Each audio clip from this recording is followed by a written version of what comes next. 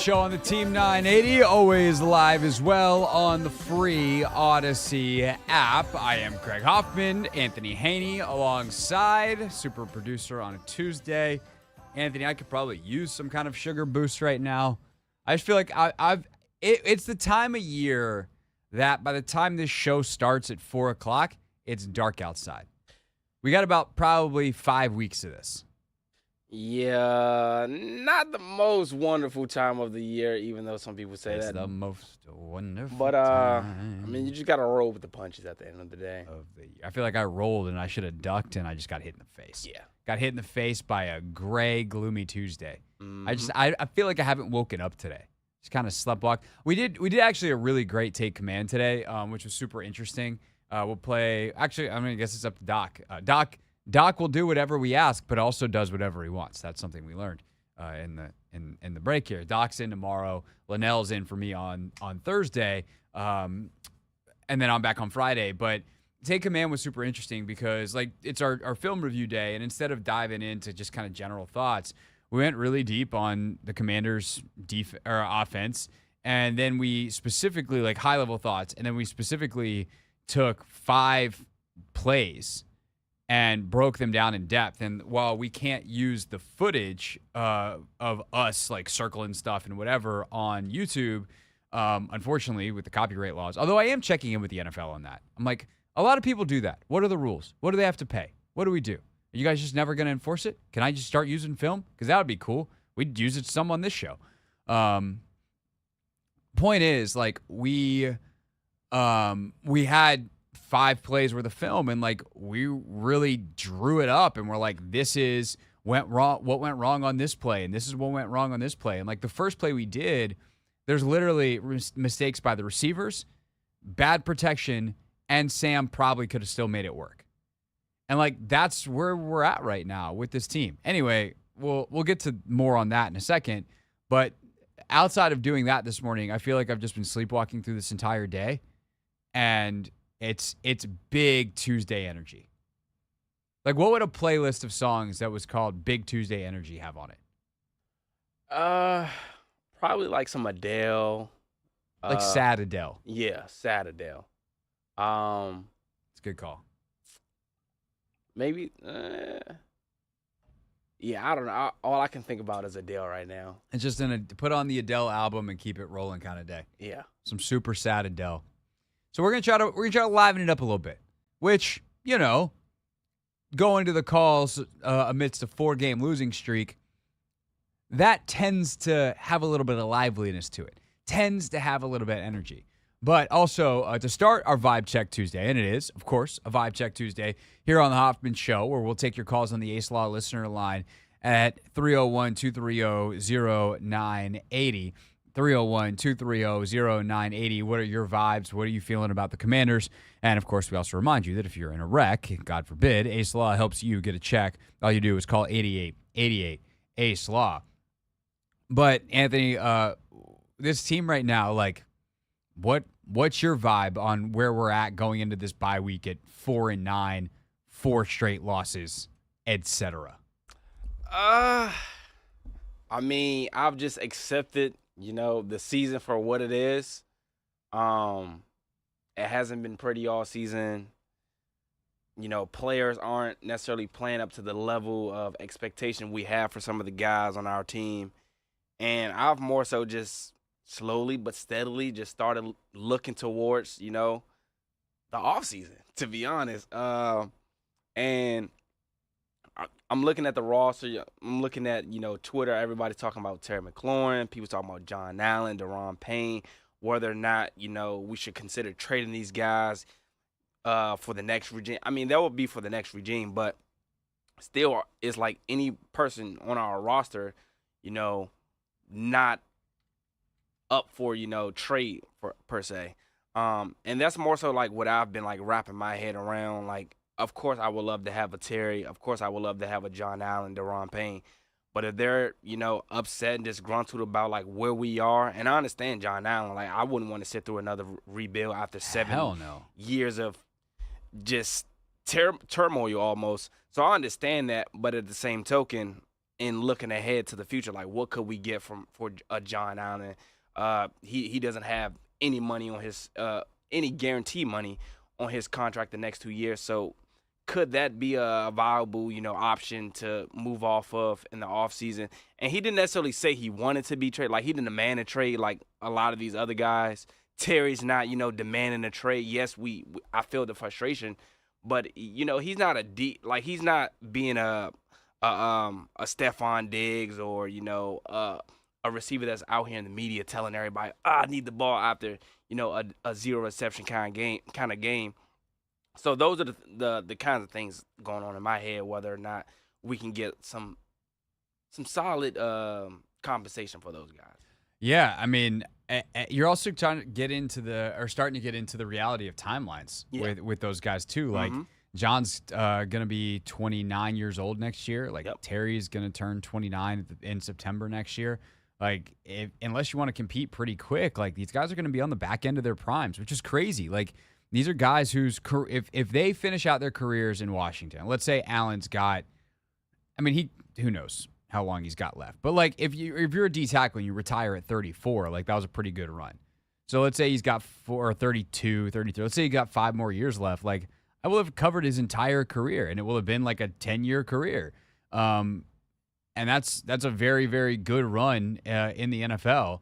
But at the same time, like, are you going to be able to compete? And this is, to me, is like the key question. Maybe this is a good question to kind of get the vibes of where people out on the phones, or where people are at on the phones at 301-230-0980, is like, how fast do you think the turnaround can be?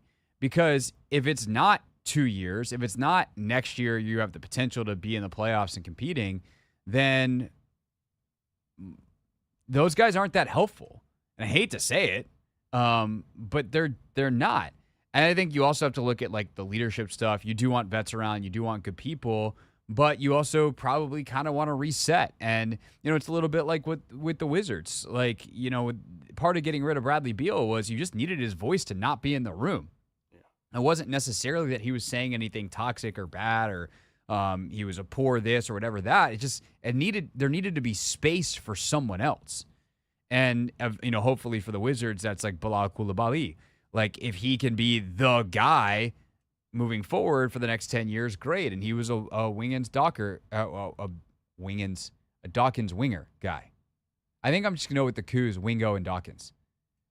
That's what Kyle called him on the show last week. That's smooth, yeah. Wingo and Dawkins. I'm just going to go with that, because apparently I can't say Winger and Dawkins. Well, like, you need to create space in the room, and so I'm fine with Terry's voice being the lead one. I think Jon Allen's obviously been a good leader at times for this team, but, like, if you draft a young quarterback, do you want him to be able to step up into that void immediately? Or do you want to give him a year to kind of just figure out the NFL, and then the year after that, he's the leadership voice in the room? So, like, these are the kinds of, like, next level roster construction questions you need to have. And, that's the answers we're seeking. Doc Walker still. Doc, do you find what you needed over there? If you're watching on YouTube right now, you're getting a guest Doc Walker appearance. I guess he found his was it your coat that you were looking for? Got it? Nice and warm? Ready to go outside? Excellent. All right, we'll see Doc at 4 o'clock tomorrow. Point is, there's a lot to figure out in terms of the timeline that's going to affect. There's also, like, I'll tell you right now, the one non-tradable player, as far as I'm concerned, is Daron Payne. And it's not because I think he's, like, better than everybody else. It's because the dead money there is a lot, because you just re-signed him. Now, you might be able to restructure and get away with some stuff. It'd actually be worthwhile. It's something I'm actually going to try to play with a little bit here in the commercial break, is some of that stuff, because, like, Ant, I know you said there's no guaranteed money, but there's still, like, dead there's still dead cap from signing bonuses, which is not terrible if you trade Jon, but it is something to consider. Mm-hmm. So there's all of these things that need to be figured out from the financial side of it, of whether or not if you're just getting a certain amount of pick back, well, hey, we got to take on this dead money, so we're going to need more in return. Like, the compensation that makes it worth it goes up. So there's stuff like that too that I think is worth considering. Like, look, if someone wants to give you 2 firsts for Daron Payne, like, yeah, we'll figure out the dead cap money. We're good on that. We'll take the first round picks. That's how we figured out the dead cap. We got 2 more firsts over the next couple of years that aren't going to cost us anything. So it's a fine balance of building a roster. But that is something that we're going to be spending some time on, obviously, over the next month and change. And as we also talk about whatever games are left, and then we go full into the coaching search coming up after the season. It's the Hoffman Show. We're on the Team 980. We're always live as well on the free Odyssey app. Already got some calls lined up on the Ace Law listener line, 301-230-0980. We'll start mowing through them next.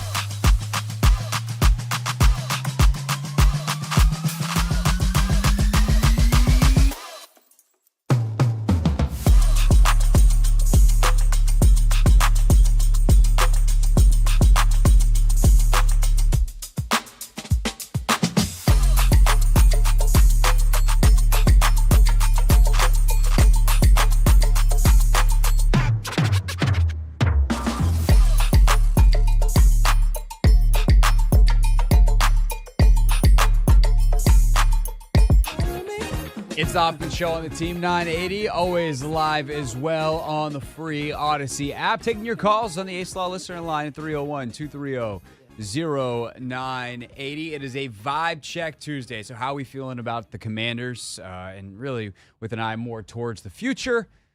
Let's get to the phones, shall we? Let's go to Brian to get us started. Brian, thanks for calling. You are on the Hoffman Show. What's up, Craig? How's it going? Doing well, man. Doing well. So I think it would be a mistake to have, I think they call them a fire sale on all of our quote-unquote talent, especially the ones, or particularly the ones with big contracts, for a few reasons. One, it's the NFL, and any given Sunday kind of translates to any given season. So if you get the right coach in here, I think we still have enough talent to where a better coach, and this is no knock on Rivera, I just think the game is passing, but a better coach will have something to work with. Why give away all of your talent for draft picks that are not sure things and now have expectations on a new coach to turn it around?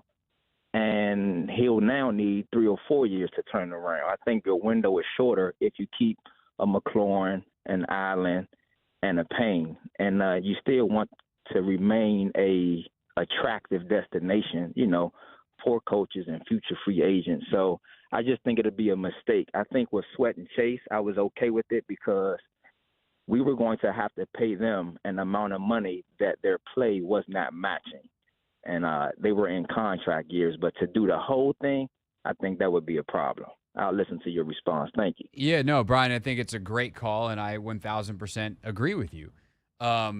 I think when you look at Josh Harris and the way he's done business, and like first things first, Josh Harris is going to hire someone to do the job, right? He's going to hire a football czar, whether that person is the president of football operations or that person is the general manager. Whoever that person is going to have the ability to evaluate and make draft picks. Josh Harris is not going to come down from the owner's suite and be like, we have to take this guy. We have to take this position even. No, it's just going to be, hey, do the thing that is the best value and the best thing for the team. But the reason I say best value is because if you look at the way that they look at things, like they're always trying to win trades.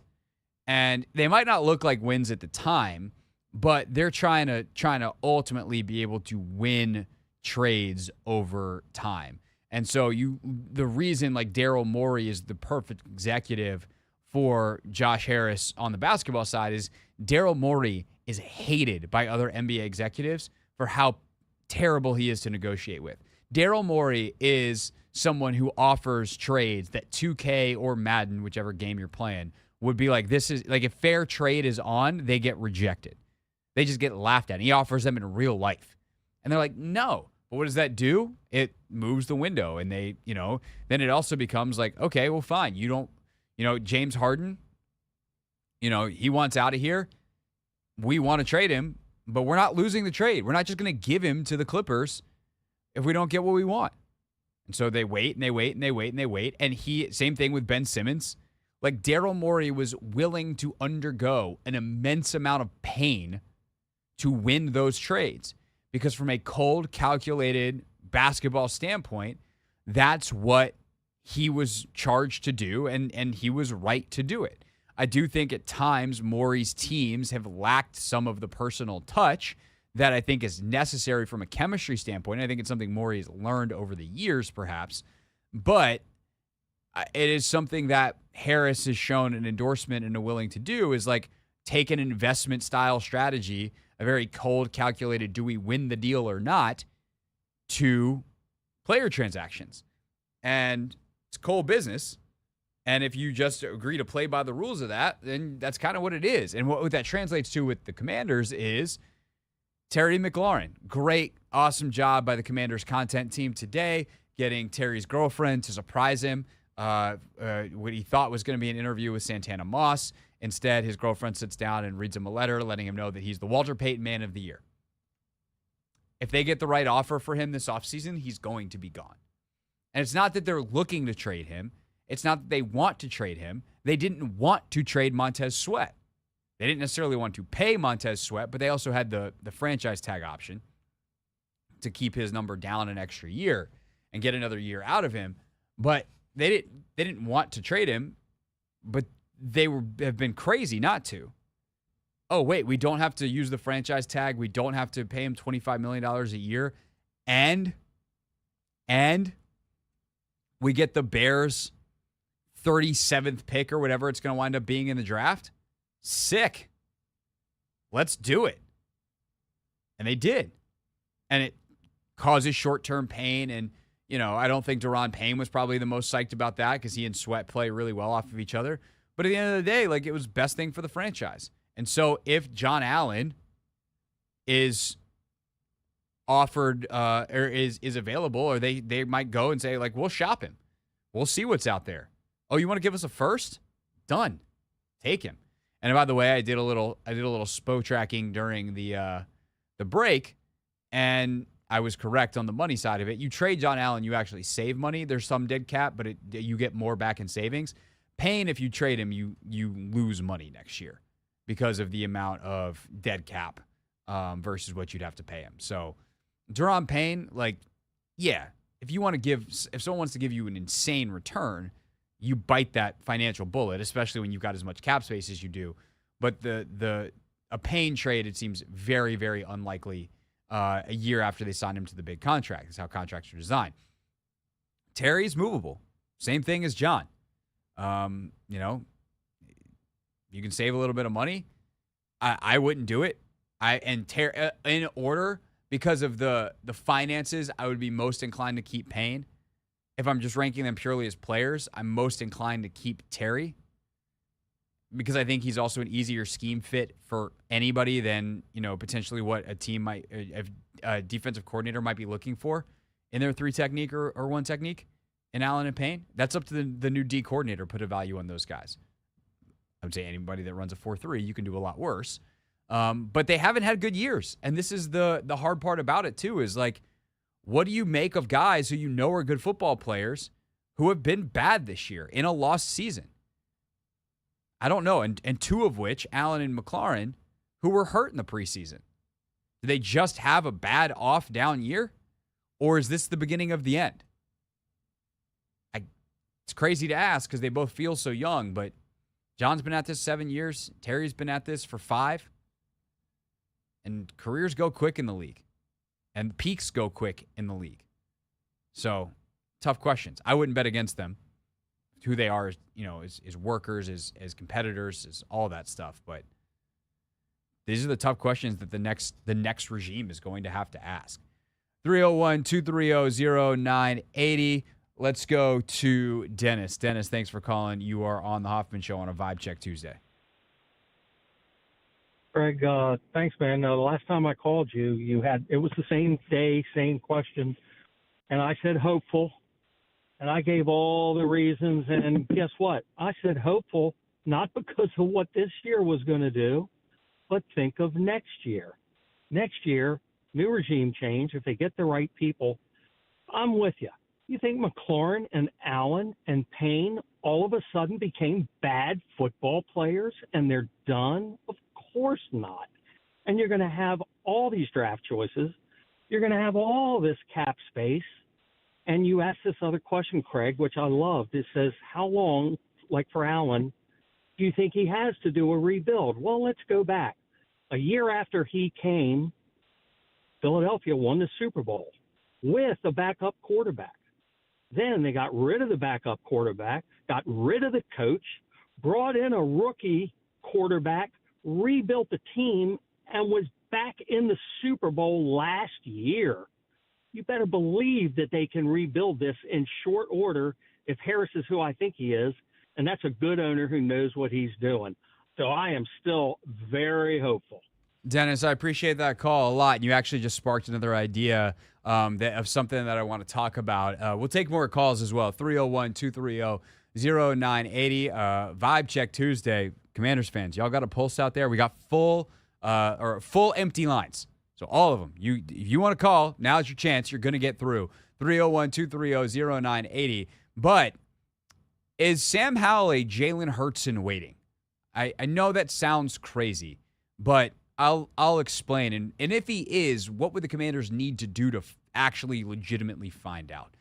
Let's explore that avenue next, along with your Vibe Checks on a Tuesday on the Hoffman Show on the Team 980 and always live on the free Odyssey app.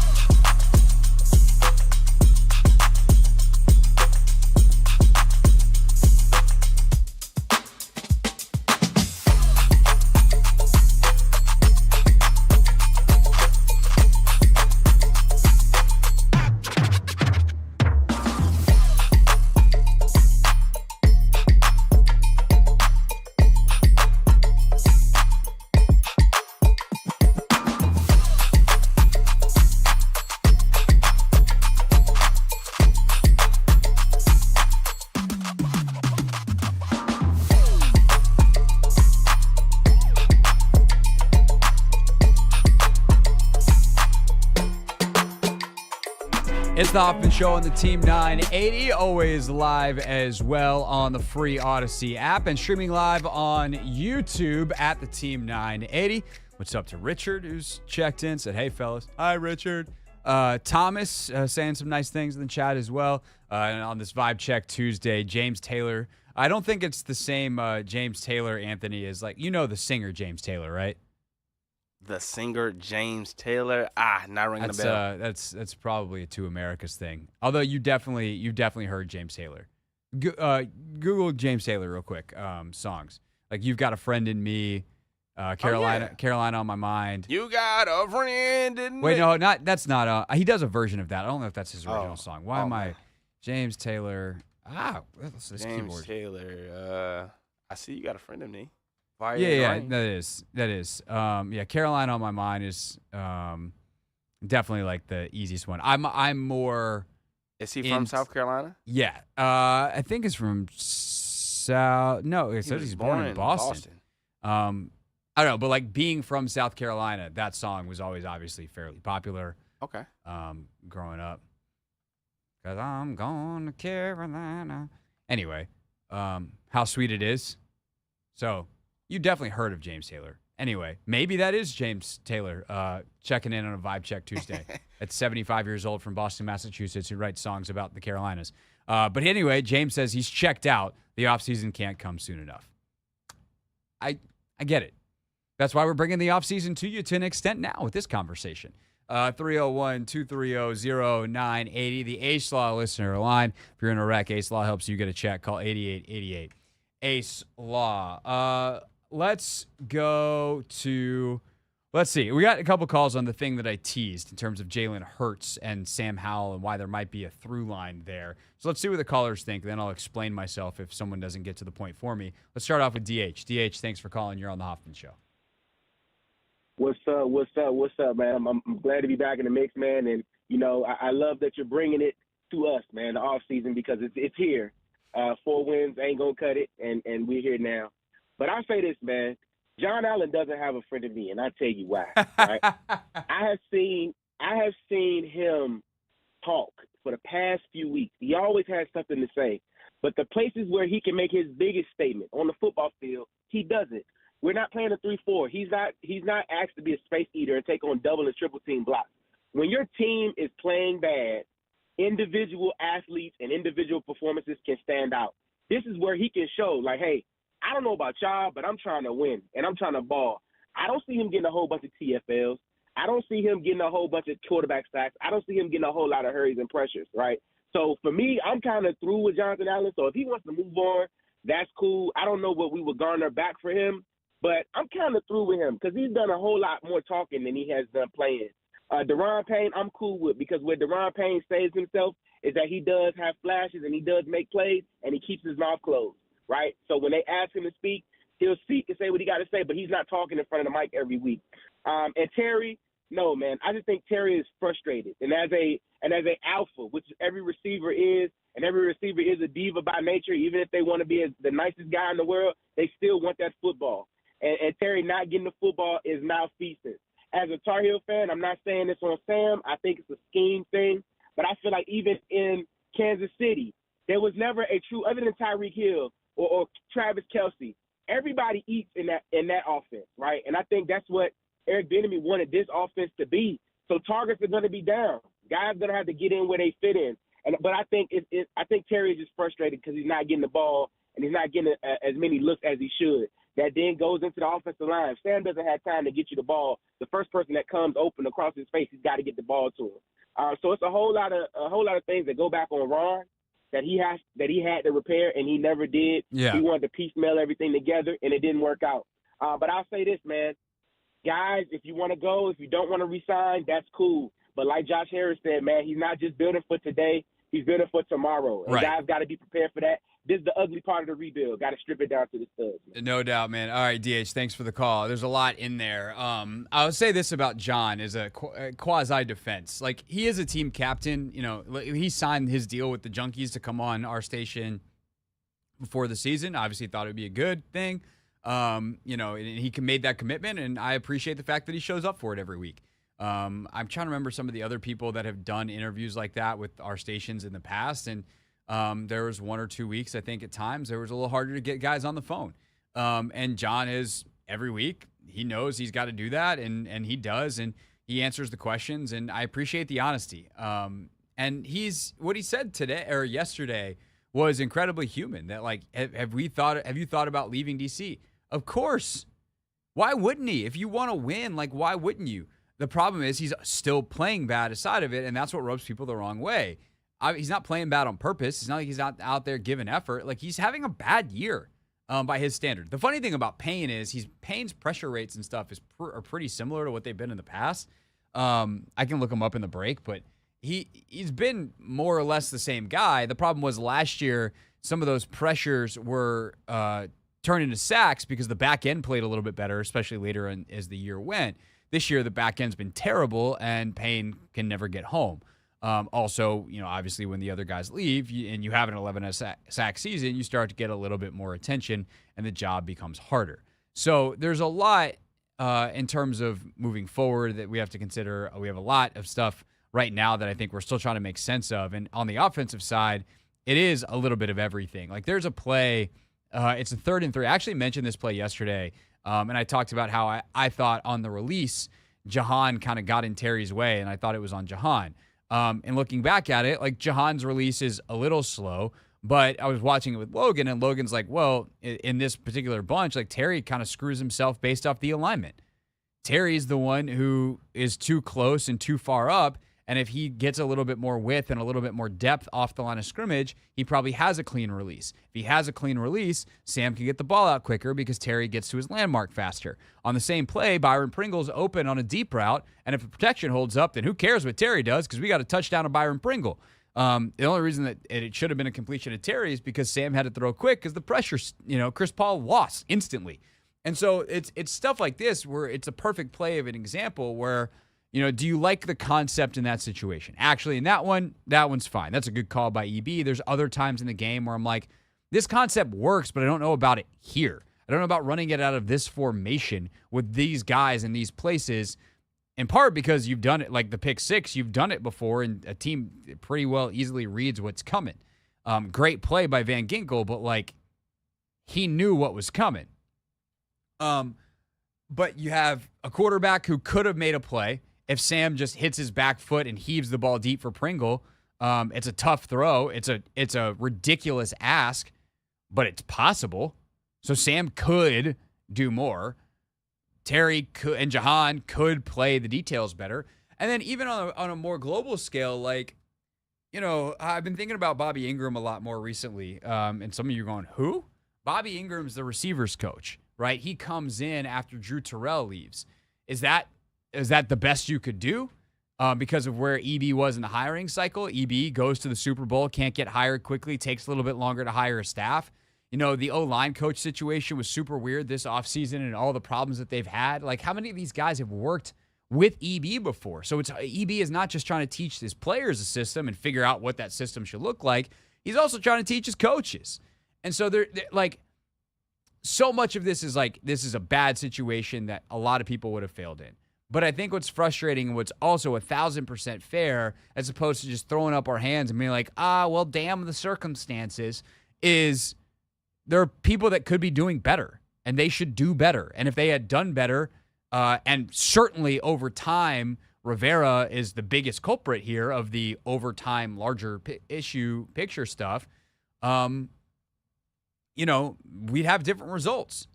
They also didn't spend money in free agency the last 2 years. So, throw some dirt on Dan Snyder's grave.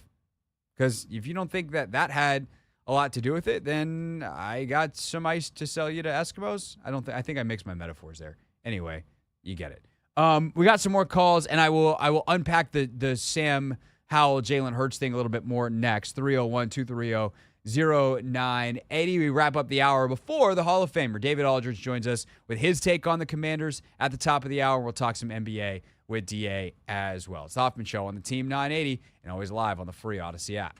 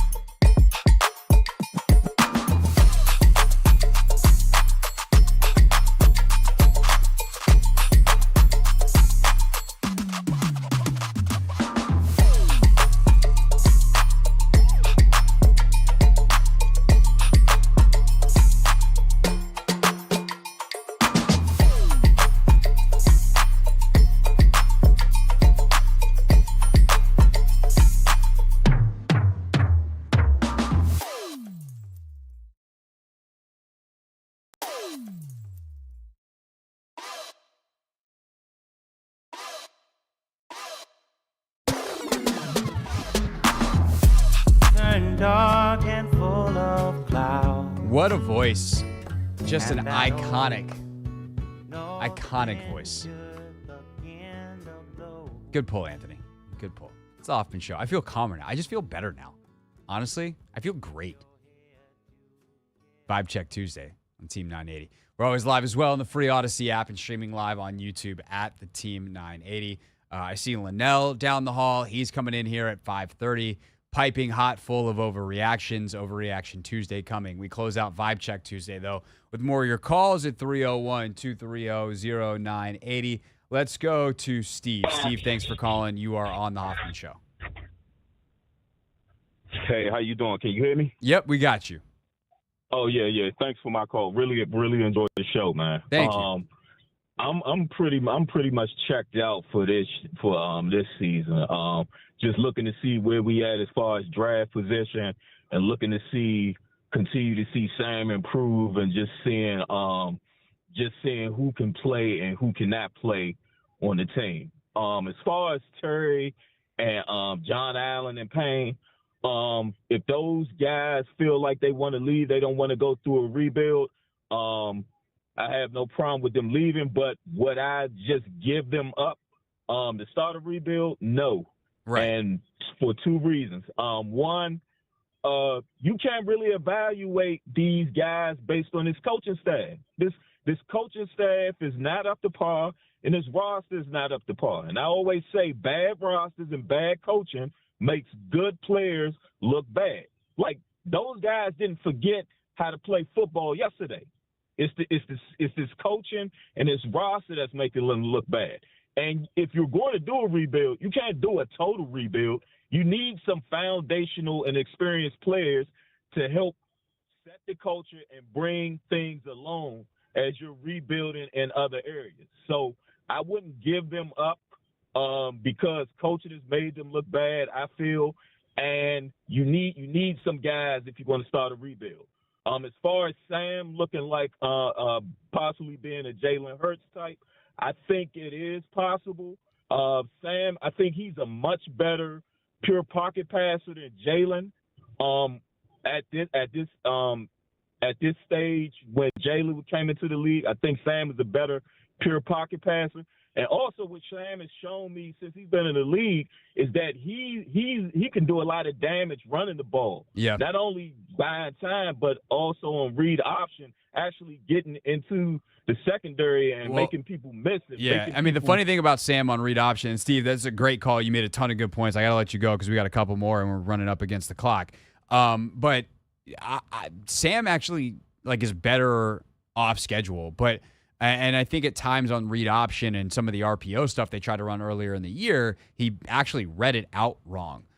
I would just run quarterback power with him on some occasions. Like some of their short yardage stuff, I mean, actually maybe not because that involves blocking, and some of the short yardage issues have come in mistargeted, runs and blocking and whatever.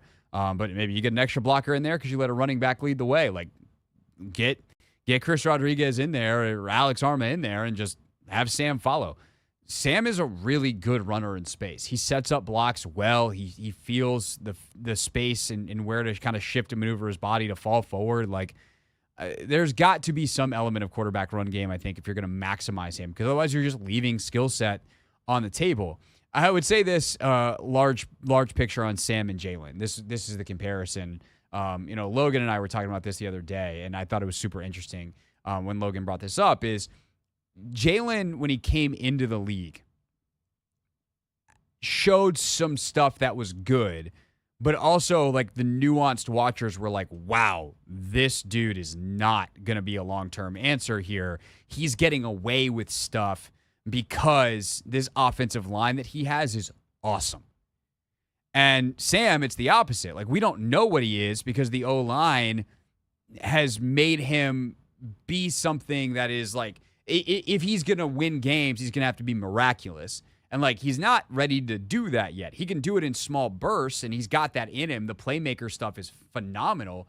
But can he win from the pocket if he's got great protection? We don't know because the protection has been an issue this year. Again, This team is playing as a league average offensive line based off your advanced metrics. I also think it's worth pointing out Sam's pocket presence is not very good at this stage. I also wonder how much of that is a lack of trust. And not that he consciously does this, but subconsciously he sees and feels ghosts. And it was similar at Carolina, so I tend to think this is who he is at this point, where he at times vacates clean pockets, or he does this weird thing sometimes where he takes a snap and drops back to his right. So one of the sacks in the game, he's fine if he's behind the center. He winds up behind the guard, and it's just a bad drop back. And you go, well, Craig, that can't make that much of a difference. The defensive end reaches around Andrew Wiley and pulls Sam in to a sack. He can't do that if he can't reach him. And Wiley loses 1.5 yards to set his anchor. That's a big freaking deal in the NFL. And so what I would love to see next year is a great offensive line assembled, a top flight O-line coach, and let's see what Sam does when he's all of a sudden got not a league, a slightly below average line that was put together and the coaching's kind of questionable, whatever. What happens when it is top 10? When it's no, man, you don't have the line as an excuse anymore. Who are you? And then what can happen is over time, Jalen hasn't had to live without this great Eagles offensive line because they've continued to invest in it, and most of the same guys are still there.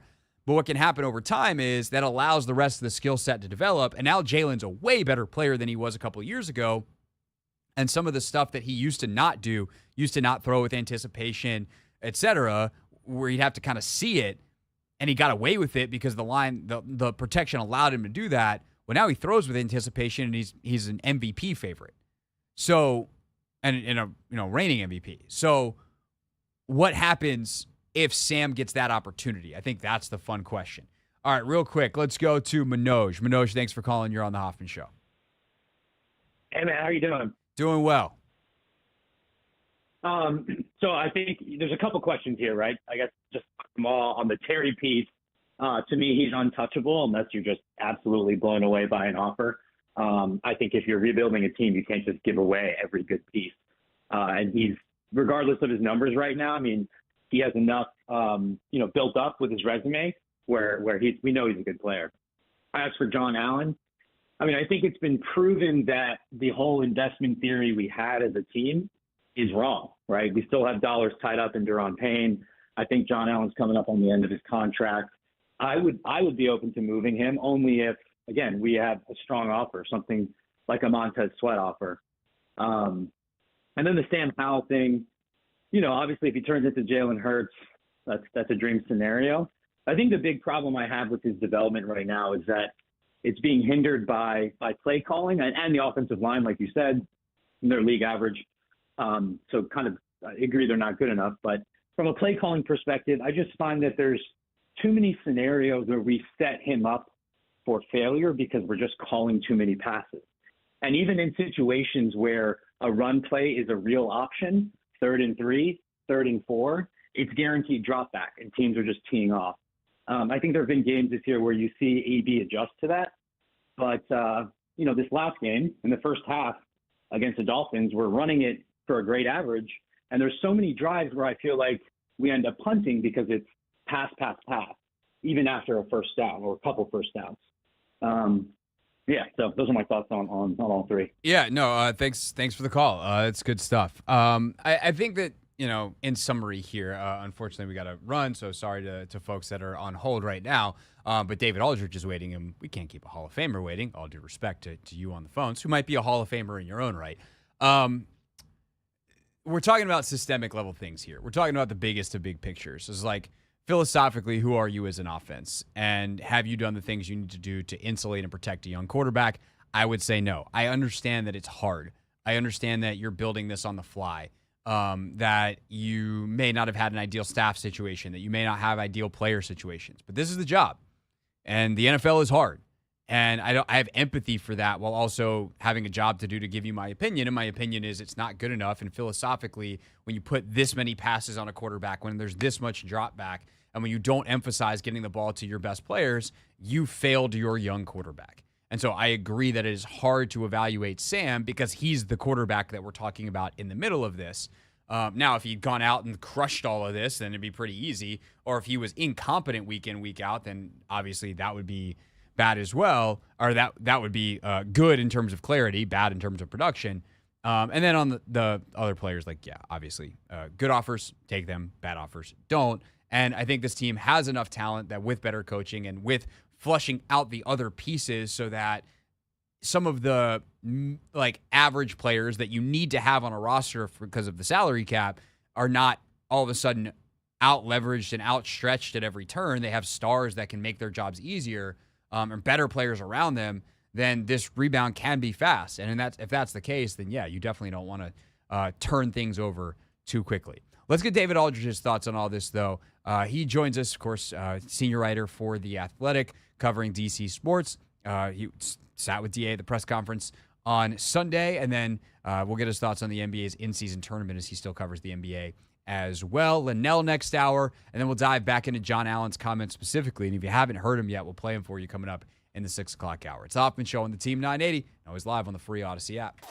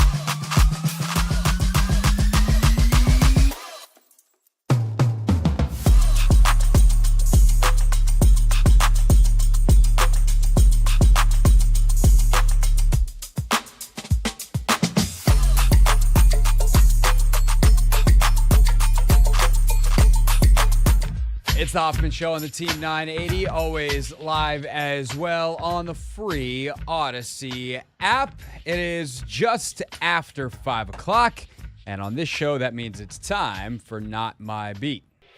Today's top story from the perspective of someone who's there. You are looking live. This just in. Not My Beat. Today, it is our pleasure to welcome back to the show our good friend David Aldridge, of course, senior writer at The Athletic. Had the pleasure of sitting next to DA at the press conference on Sunday. And DA, the pleasure was getting to sit next to you and chat for a little bit, not what we witnessed, just to be very, very clear. That was very much so. That was ugly. They gave up it's 90-25 over the last two games. Da, it's not great. And I think a lot of us have started kind of looking towards the offseason and how much hope do you have for that? We're doing the Sam Howell bit. What's the most interesting thing to you for the next 5 weeks, and then the 4 games? Oh man, I mean, Craig, it's a good question. I'm not really sure that there's a whole lot that is left for me to see about this team. You can kind of know what this team is and where they are. It's not like they have 7 guys that have been on the practice squad all year, and I can't wait to see them play. You know what I mean? Yeah. I mean, they could incorporate Cole Turner a little bit more. I'd like to maybe see what he could do. There's a few guys, but, their receivers are their receivers. Their backs are their backs. Their line is their line, both lines. There's no hidden gems anywhere. So it's really more just a matter, I think, of do we have enough information on Sam Howell? I mean, I think we have a lot now. Is it enough? I mean, if he was great the last 4 games, would that change materially what most people think of him and his potential? And conversely, if he was awful the last 4 games, would that cement what people think of him? Maybe there's some wiggle room with Sam, but I think, I'll just speak for myself. It's just hard for me to find something to go, boy, I can't wait to see this. I can't wait to see how they handled this the last 4 games. I think we kind of have our answer. It's pretty clear that what we thought was going to be a contending team, I think most of us were way wrong. And when I say contending, I don't mean for a Super Bowl, but I just mean for a wild card play. Right. I thought, I think this team could win 9 games, or 8 games, something in there, right? Right. I figured that's certainly where I was. Yeah. And so 9 and 8 probably gets you in, right? Or 8 and 9 gets you close. So I thought they were in there somewhere. And the fact that they have been just so the collapse of the defense to me is staggering. It's just staggering to me that this group, that again, it's not like we were grasping at straws at the beginning of the year. They were coming off a top 10, top 5 level play defensively last year. and they were returning just about everybody and a healthy Chase Young. So I don't know. Of course you would think they're going to take a big step. And they took 3 steps in the opposite direction, and it's crazy. Well, I want to circle back to the Howell thing because I think that's certainly the most interesting and probably the most relevant as well. But like now that it feels like the book has been written on this defense, I mean, I'm just hoping Rivera can get it to a place. Miami, like, throw it out. They're Miami offensively. They're great, Right. Whatever. But like, I hope that we can get a better feel for some of these guys in a simpler defense over these last 4 games. That is my very, very low bar of hope. But as we look back on the book that's written about where this defense went wrong, like where do you think that one starts and ends? Well, I'm going to start by pushing back just a little bit on it. And I think that's part of the problem with this organization. Is you go, well, Miami's really good. Yeah, Miami's good. Yeah, they're a good team. You have to beat good teams too. For sure. I just mean, like, if I'm going to evaluate Quan Martin based off of week 1 in Rivera's defense against Miami implemented mid-season, like, I'm only going to put so much stock in that compared to does he improve over the next 4? Yeah, but there's a difference between fighting and competing and losing 27-17 or something like that and just getting boat raced at home again. And look, Miami's good. I'm not saying they're not good. Dallas is good.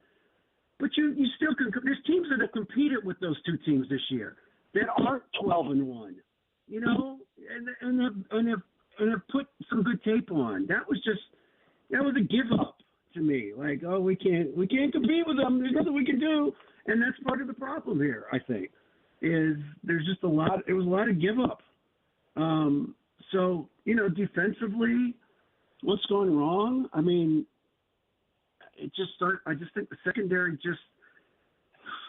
they just took a major step backwards this year. And I'm not going to assign a percentage of who's responsible. How much of it is the scheme is just way too complicated for them, and how much of it is they're playing 2 rookies a lot. They drafted 2 rookies and played them, and they weren't ready. And how much of it is, losing your starting safety early in the season that you were counting on, and really not replacing him in a way that was effective. I mean, and how much of it is Chase Young didn't play like we thought he would, being healthy, and wasn't as impactful. I mean, it's probably all of that, right? I mean, it's a lot. It's probably so. And the linebackers. I mean, again, I'm not singling out Jamin Davis. He's had some really effective moments, in the run game especially. He's been nice in terms of fit and where he needs to be, but the coverage is just not there. It's not there. It gets hunted every week. It's like a pick and roll in the NBA. They hunt him every week with a circle pattern or some sort of wheel route every single week, And so there's just nobody that's taken a step in the right direction on the defense this year. Nobody. Yeah, no, I think that to me is the thing that's so maddening is like, how does everybody play worse? There's not an exception, and obviously coaching comes into play there. I do think I think the guy. I mean, to me though, the 2 most disappointing guys are Allen and Payne, where they haven't been good and effective, and it does lead to the question of like next year. What do you want to do with those guys? As Jon Allen is being very honest and human and saying, of course I've thought about playing somewhere else. Why would I keep wanting to do this? I don't fault him for saying that. That is an incredibly human thought. And if he's not thinking that, that's actually, to me, a bigger problem. Of course he should want to win. You got to just be a part of the solution ultimately if you're going to be here. But did those guys suddenly become bad football players, or is there something larger at play? And I think for them, it's harder to understand what the larger thing at play might have been. Here's what I think. I mean, again, I wrote this the other day. I think Jon Allen's been kind of nicked all year. He got hurt in preseason. Yeah. I don't think he's ever been 100% all year. That's just me. I could be wrong. I think at the very least, like that injury set him back, and he's never caught up, if not still bothering him. Yeah, I agree. And so that's what I think with him. I think it's a combination of that and, post-trades, why on earth would you spend any time worrying about what any of the defensive ends are doing? You're just going to double Allen and Payne as much as you can and limit their effectiveness getting up the field and being disruptive and doing the things that they normally are able to do, because you do have to pay some attention to Montez Sweat or Chase Young. And so I think that's at least part of why they've been ineffective. But the bottom line is they've been ineffective. I mean, you're exactly right. They have not been anything approaching the forces they were the previous 2 or 3 years inside. And that's, they're the catalyst. Now, to your question about Jonathan Allen, I don't think the solution is just trade everybody and start over and, go 3-12 for the next 3-15 or whatever the record would be for the next 3 years. I don't think that's the solution either. I'd like to think you could at least try to start to fix this. But having said that, Craig, if there's one area where maybe they can say, look, we've got a little bit of depth, it's the defensive line, especially defensive tackle. You do have Fedarian Mathis. You do have Ridgeway there. You do have guys that are, solid players and not superstars. So if you wanted to move one of Allen or Payne for whatever reason, I mean, you could do that and not suffer catastrophic losses in that particular position group. I don't know that I would want to do that, because you're not going to replace Jonathan Allen with somebody better than Jonathan Allen right now. Unless you use that 5th pick in the draft on somebody on the defensive line, which would make absolutely no sense, right? I think we all agree on that. Yes. But again, the bottom line is they haven't gone up. Certainly none of the ends that replaced Young and Payne have gone up, or Sweat have gone up, have done anything. They have 1 sack the last 3 games. We've talked about the linebackers. Barton, I don't think Barton's been as bad as people make him out to be, but he certainly hasn't, moved the needle, obviously, in any meaningful way. Sure. And then the secondary, I just don't know what to make out of that. I don't know what I'm not qualified to break down exactly, but all I can tell you is what I see. And I don't see anybody, playing the position confidently or quickly. There's a lot of, it just seems like it's the same overthinking, playing slow, flipping, 2 guys go to 1 guy, 1 guy's wide open. Like, it's again, every week, it's the same thing. Yes. No, then that is the definition of insanity. They've kept trying the same thing, expecting a different result, and it's driven us all insane. David Aldridge is with us here on the Hoffman Show. Of course, senior columnist at The Athletic, writing about DC sports. We'll also get to some NBA stuff with DA in just a moment. But I do want to circle back to Howell, because you sound like you've kind of made up your mind on what you think of him. So what is that as we project forward on Sam Howell? I think Sam Howell has a chance to be a top half of the league quarterback, right? Like if you improve the things, again, on both sides of the ball, because defense helps him too, right? I mean, you have to fix the defense to help Sam Howell too. But if you made enough right picks and you signed enough right free agents to fix enough of the team going forward, I think Sam Howell's ceiling is he's somewhere in the top half, right? Can he be top 10? Probably. That may not be his ceiling. But would you live with a top 12 quarterback? Of course you would. Why wouldn't you? I would. I'd be fine. Well, especially with that. if the next couple of years he's on the deal that Sam's going to be on. Exactly. And that's the biggest selling point in his candidacy for this, right, is his contract. But I do think he's made a lot of progress. He's made some really good throws. I think he's worked on getting the ball out faster. Does he still make mistakes? Yes, lots of them. But it's not without hope at that position. Now, you can make the argument, Craig, and I'm sure many will, that if they wind up with a top 3 pick, they have to take one of the quarterbacks. You can make that argument. I'm not sure I agree with that. I think there's a chance for him to get better going forward. But here's the rub. Here's the problem with it. I don't know that he gets better unless he's with the enemy for another year. You know what I mean? And the reasoning is I think this team has been part of why this team has struggled so much is that the lack of continuity from year to year is just staggering. You know, like there's just been very few positions other than Nate Kaiser with special teams where they've had the same guy for more than 3 years in the same system, and everybody knows what they are supposed to do. And to give Sam Howell, not to even mention poor Terry McLaurin, you know, yet another offensive system that he has to learn now.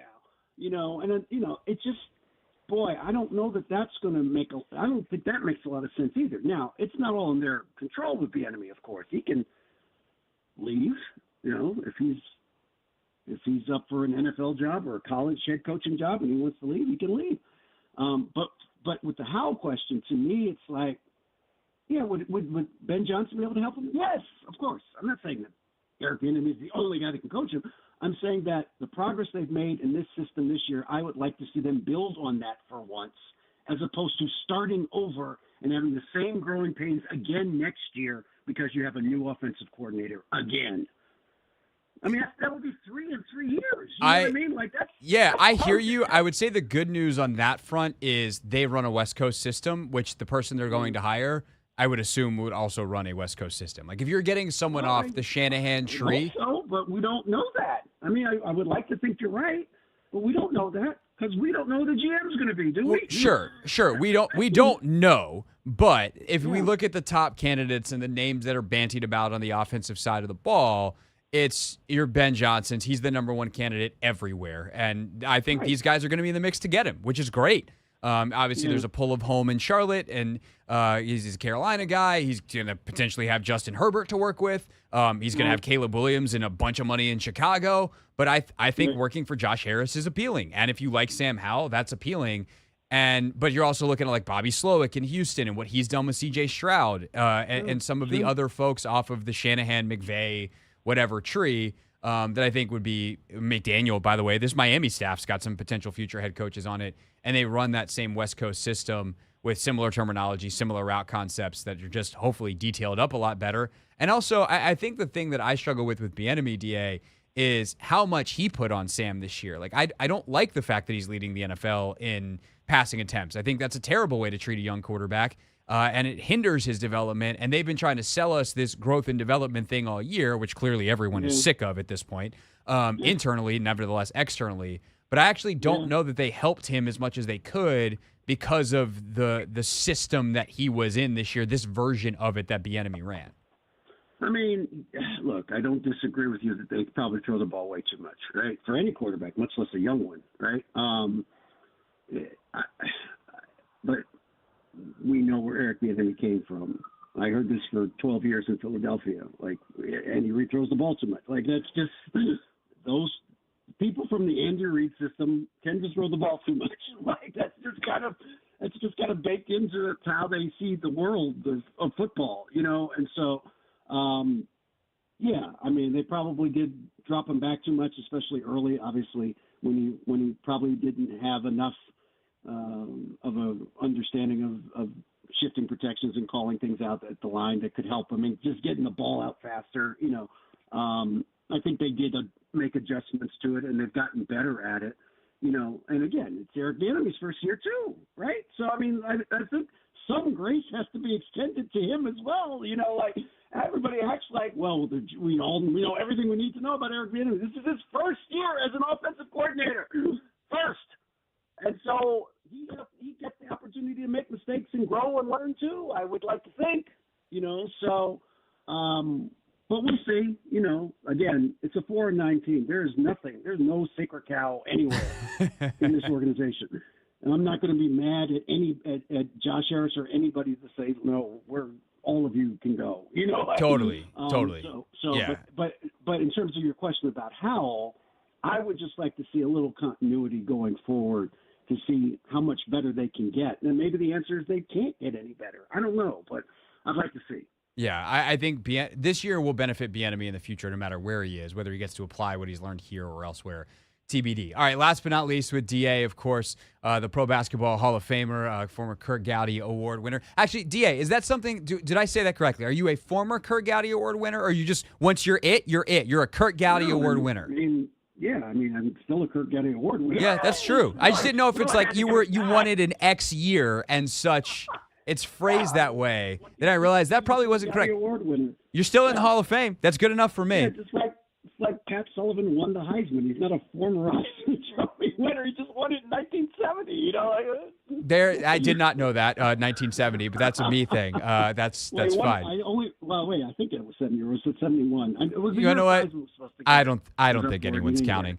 The point is, David knows as much about the NBA as anyone. He's in the Pro Basketball Hall of Fame. He's a Kirk Gowdy Award winner.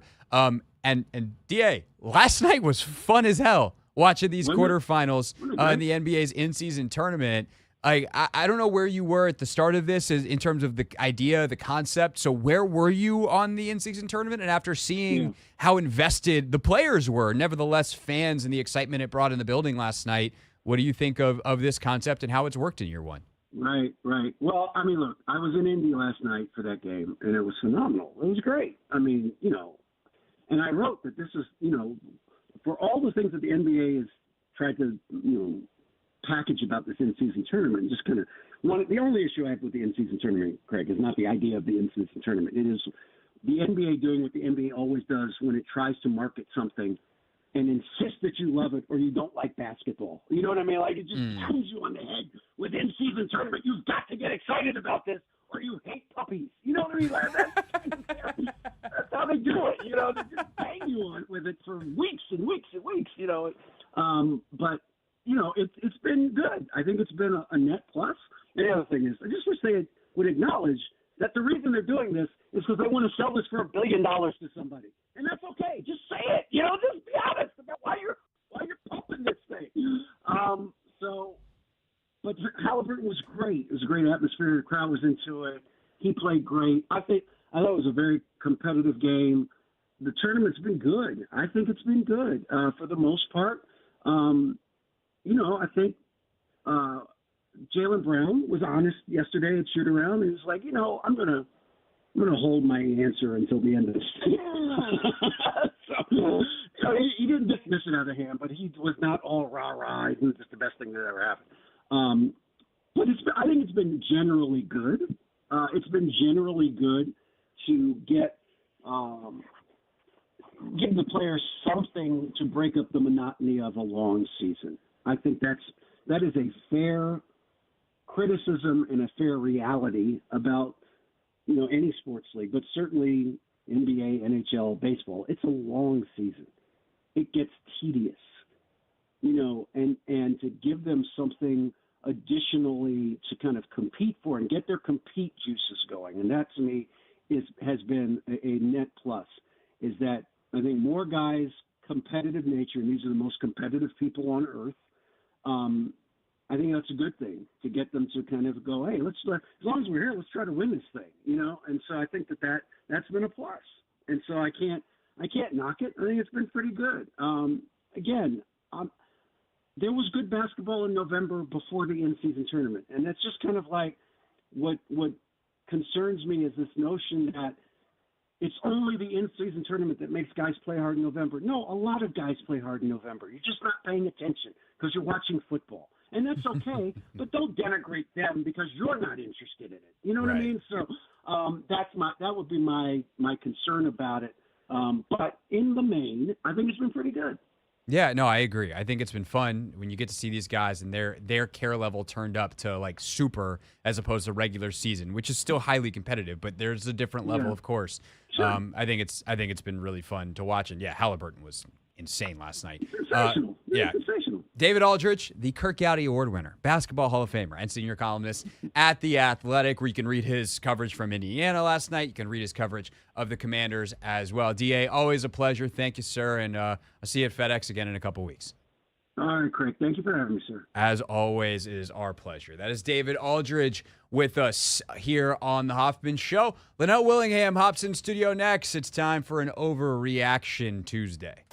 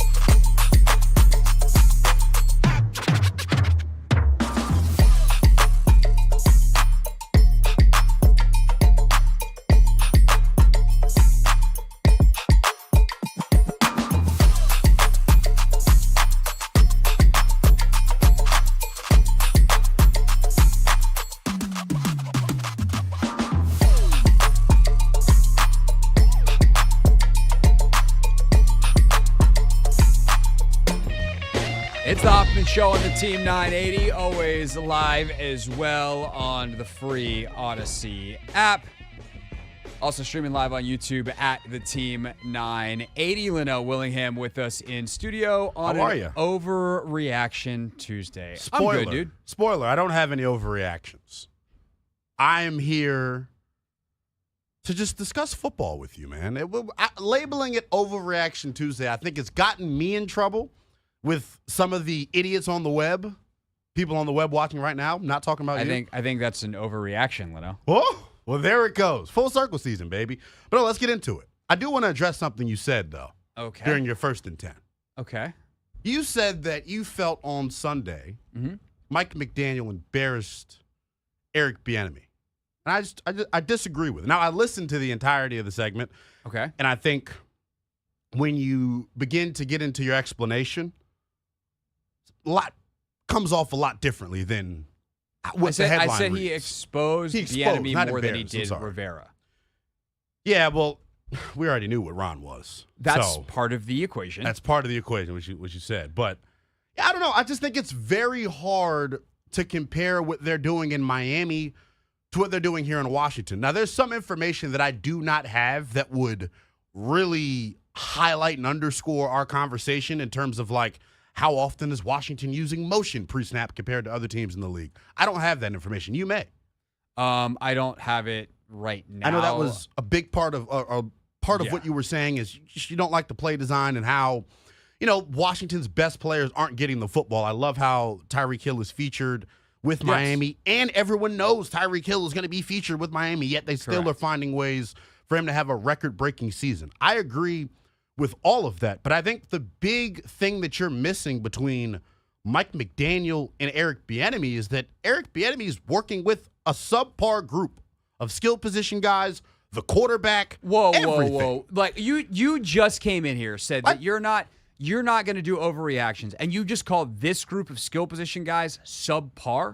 They might be not playing well, but let's think back to what we thought of them at the beginning of the year. We thought this might be one of the best receiver groups in the league.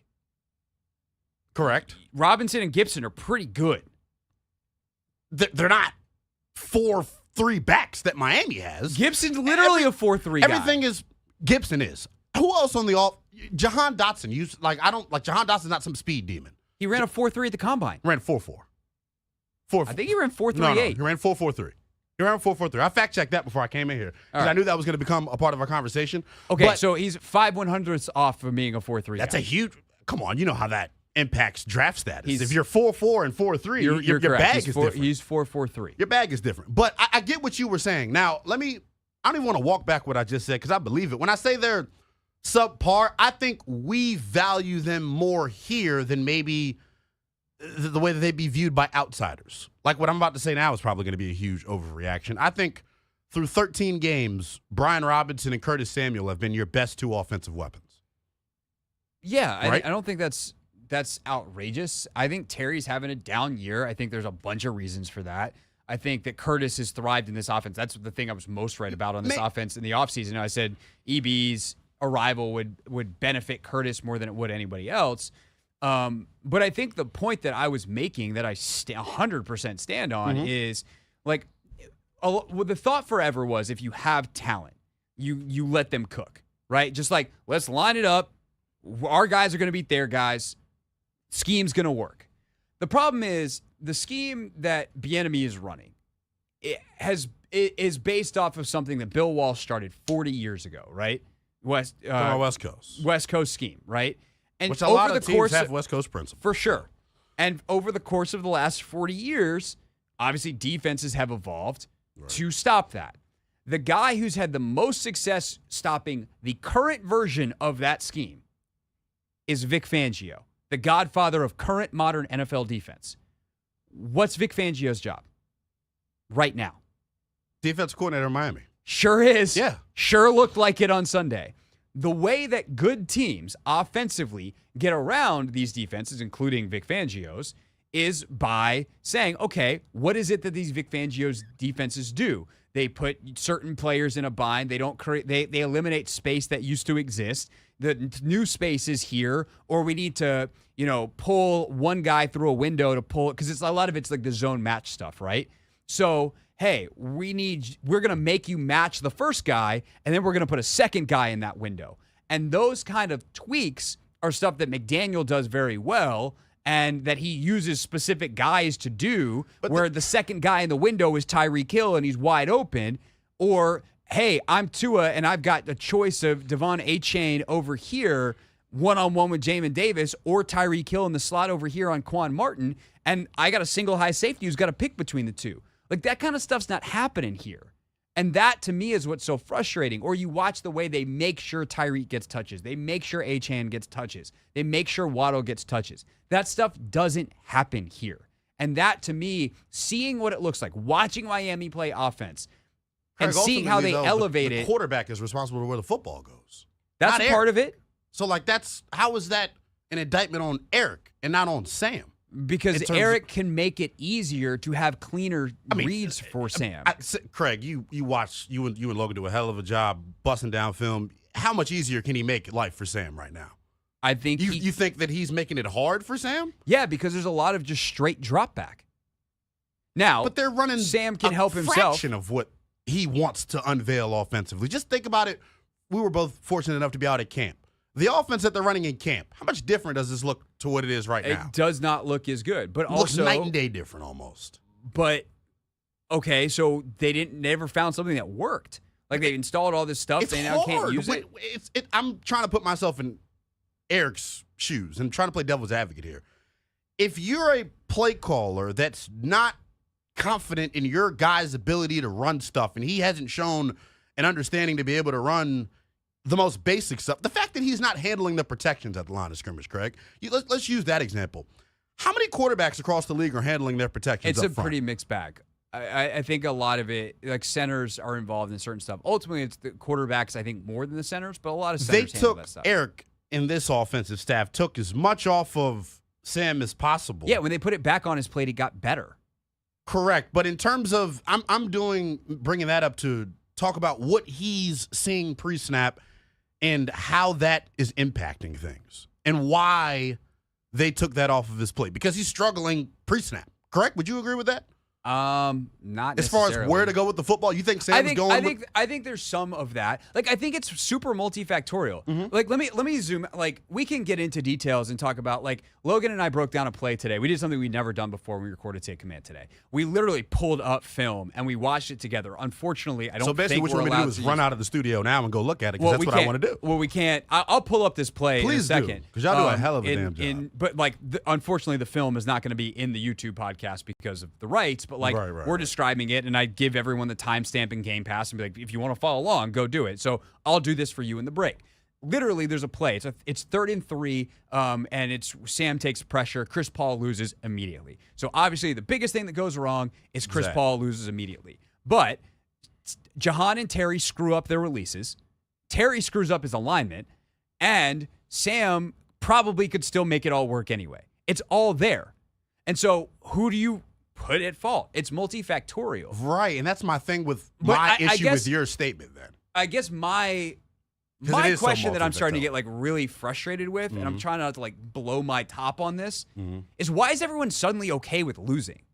The task is to figure it out so you win football games. I don't think anyone's like, I am so frustrated with this. Oh, it takes time. I understand it takes time. It's hard. I know it's hard. Welcome to the freaking NFL.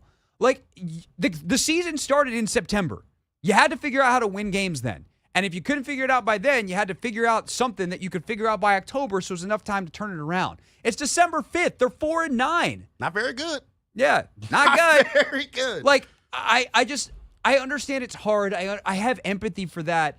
It's a really hard league. There's probably other stuff too. Like, I don't know that EB's staffed the way he wants. I don't know that the players there are what he wants. But at the end of the job, at the end of the day, the job is to win games. Correct. And like saying, oh, he's learning. Like, you signed up for the job, man. It involved winning this year. And I hope for Eric's sake that he takes the things he learned as a first-time play caller and goes somewhere else and thrives. I would still love to see the man get a head coaching job. Like, he's been through a lot in his career, and I think he's obviously a very good coach. I think KC misses him. Like, I don't think their offense is as good this year without whatever he was inputting. So the idea that he's some big dummy that, oh my God, I can't believe that we were sold this fraud Eric Bieniemy. Well, I don't think that's true. And there's a lot of people taking it to that extreme. I just don't get when you go so far the other way as to be like, hey, look, well, it's hard. I hear you. I just think what's he supposed to do? That's his job to figure out, he hasn't done it. I would love to know how the other parts of the offense are impacting their lack of success, because something you brought up, and we've been talking about this since like Buffalo, the receivers aren't playing with detail. The receivers aren't constantly doing their damn job. I think it's pretty clear the receivers coach is not super dialed into It ain't Drew Terrell. Yeah, there's 100%. a big change there, and you noticed the change in the secondary with Chris Harris leaving. So in the future, when we're talking about how this team is going to be built, all of those things matter. But I do agree with what you said partially. Like, the offense here in the last 3 weeks in particular has really, like, ground down to a standstill, and it's unacceptable based on what you have at the skill position groups. But that's why I asked the question of, are we overvaluing them? Are they not doing their job? And why aren't they? Because I think there's a lot of that. The receivers I look at screwing up. The reason I talk about McDaniel and the way that I do with this Miami team is Miami's O-line is probably worse than Washington's. They're not playing it that way because McDaniel uses a ton of misdirection, a ton of different motions. They run the football, like pass blocking wise, like straight drop back. And the teams that have beaten Miami this year are able to shut down Tua's first read, and they win pretty quickly. But the ball is out of Tua's hands in 2.3 seconds. Right. Like, you don't know how bad Miami's O-line is pass blocking because they don't have to pass block in the way that this O-line is asked to. And so that's the kind of stuff where, like, philosophically, I disagree with the de-emphasis on getting the ball to your best players, and we can talk about how good those players are. They're the best ones here. Are you going to all of a sudden say that Terry's not the best guy here, even if he's having a down year? Of course not. Right. Of course not. So how do you get him the ball? That, to me, is like, as an OC, the way I think about football, that's the number one question I want to know is, of my offensive coordinator, how are you going to get my best player the ball? And I don't think there's a clean answer for that. I think the way that is and then how do you insulate your quarterback and O-line? I don't think they do a good job of that I think the way it's being presented is like Eric isn't doing things to scheme these guys open. He is. It's just you brought up a really good point. It's so multifactorial. That'll be my new buzzword for the rest of the night. There's so many things that have to go right for an offensive play to work, and this team just isn't getting all 11 on the same page nearly consistently enough. Like, it's not happening at the rate that it should. So, like, to put it all on, and that's not what you did, and I'm not trying to say that's what you did. Thank you. Because that's not, and I think the people are taking that, which is why we're talking about it. Putting it all, anyone who's putting it all on one particular person or entity is like crazy, and I don't think you'll ever understand football. And I'm not trying to say that I'm smarter than you. That's just how I feel. But I do think we can nitpick it down to where, like, who's at fault the most. And I don't think it's Eric. I think it's Sam. And that can be true. It's supposed to be like that. He is a rookie quarterback. Everyone got their panties in a wad earlier this year when I said he was holding the offense back. It was true at that time. During this 3-game stretch where the offense isn't playing well, coincidentally, he's not playing very well. Well, Sunday, I don't think over the last he was very good Sunday. I don't think over the last 3 games he's holding this offense back. I think, if anything, he's elevating the offense. You think he elevated us on Sunday where he's holding the football, not getting it to people that are open? I don't know how much he was holding the football. On Sunday specifically, the offensive line was terrible.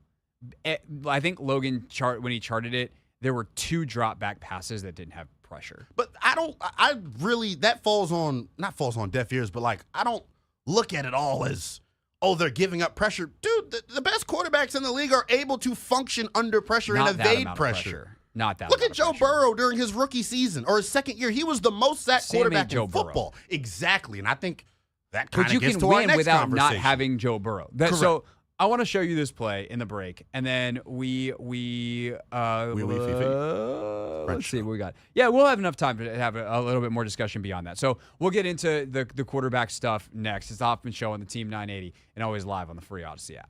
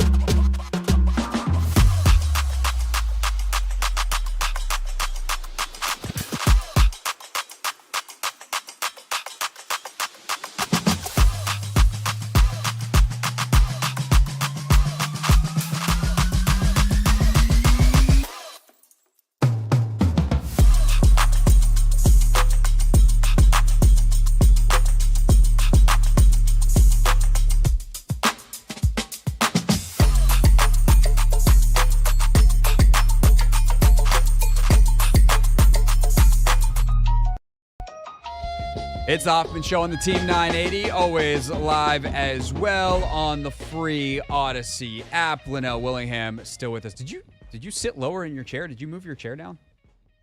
What happened? I got fatter during the breaks, Hoffman. No, and I'm now the saying, chair is sinking at a rate that's not good just for. Disappeared. Like all of a sudden, you were just like a bodiless head in the frame. We could sit like this for the show on the YouTube audience. He's terribly awkward. Yeah, I know. I'm just trying to help you out. We're flowing, by the way, man. This is going to sound crazy. Rachel, I'm sorry. You with the long flow, man. I dig it. He's got a little Johnny Bravo going on. I dig it, man. I feel like my hair has different lengths that like I become a different character. I'm like that's a hell of a way to put it. I don't know. It's like I look way more athletic with the shorter hair, and then it grows out, and now I look like a pretty boy Johnny Bravo. Wow. And then I just look like a mess when it gets long. It's like, okay, time for a haircut. Let's go back to feeling like we're athletic, not just a big giant mess. Your hair not have phases like that? They're not as pleasant. It's how I would describe it. That's all. Okay. But all yeah. Right. We're back. So there's that. There's that. All right. You showed me the play. I did show you the play. And Chris Paul, love him to death. Not good. Good kid, not probably good football player. Probably, I don't know if he's even a backup. I mean, he's strong. He's a backup. We don't need to be hyperbolic. You're right. He's probably that, though, at best.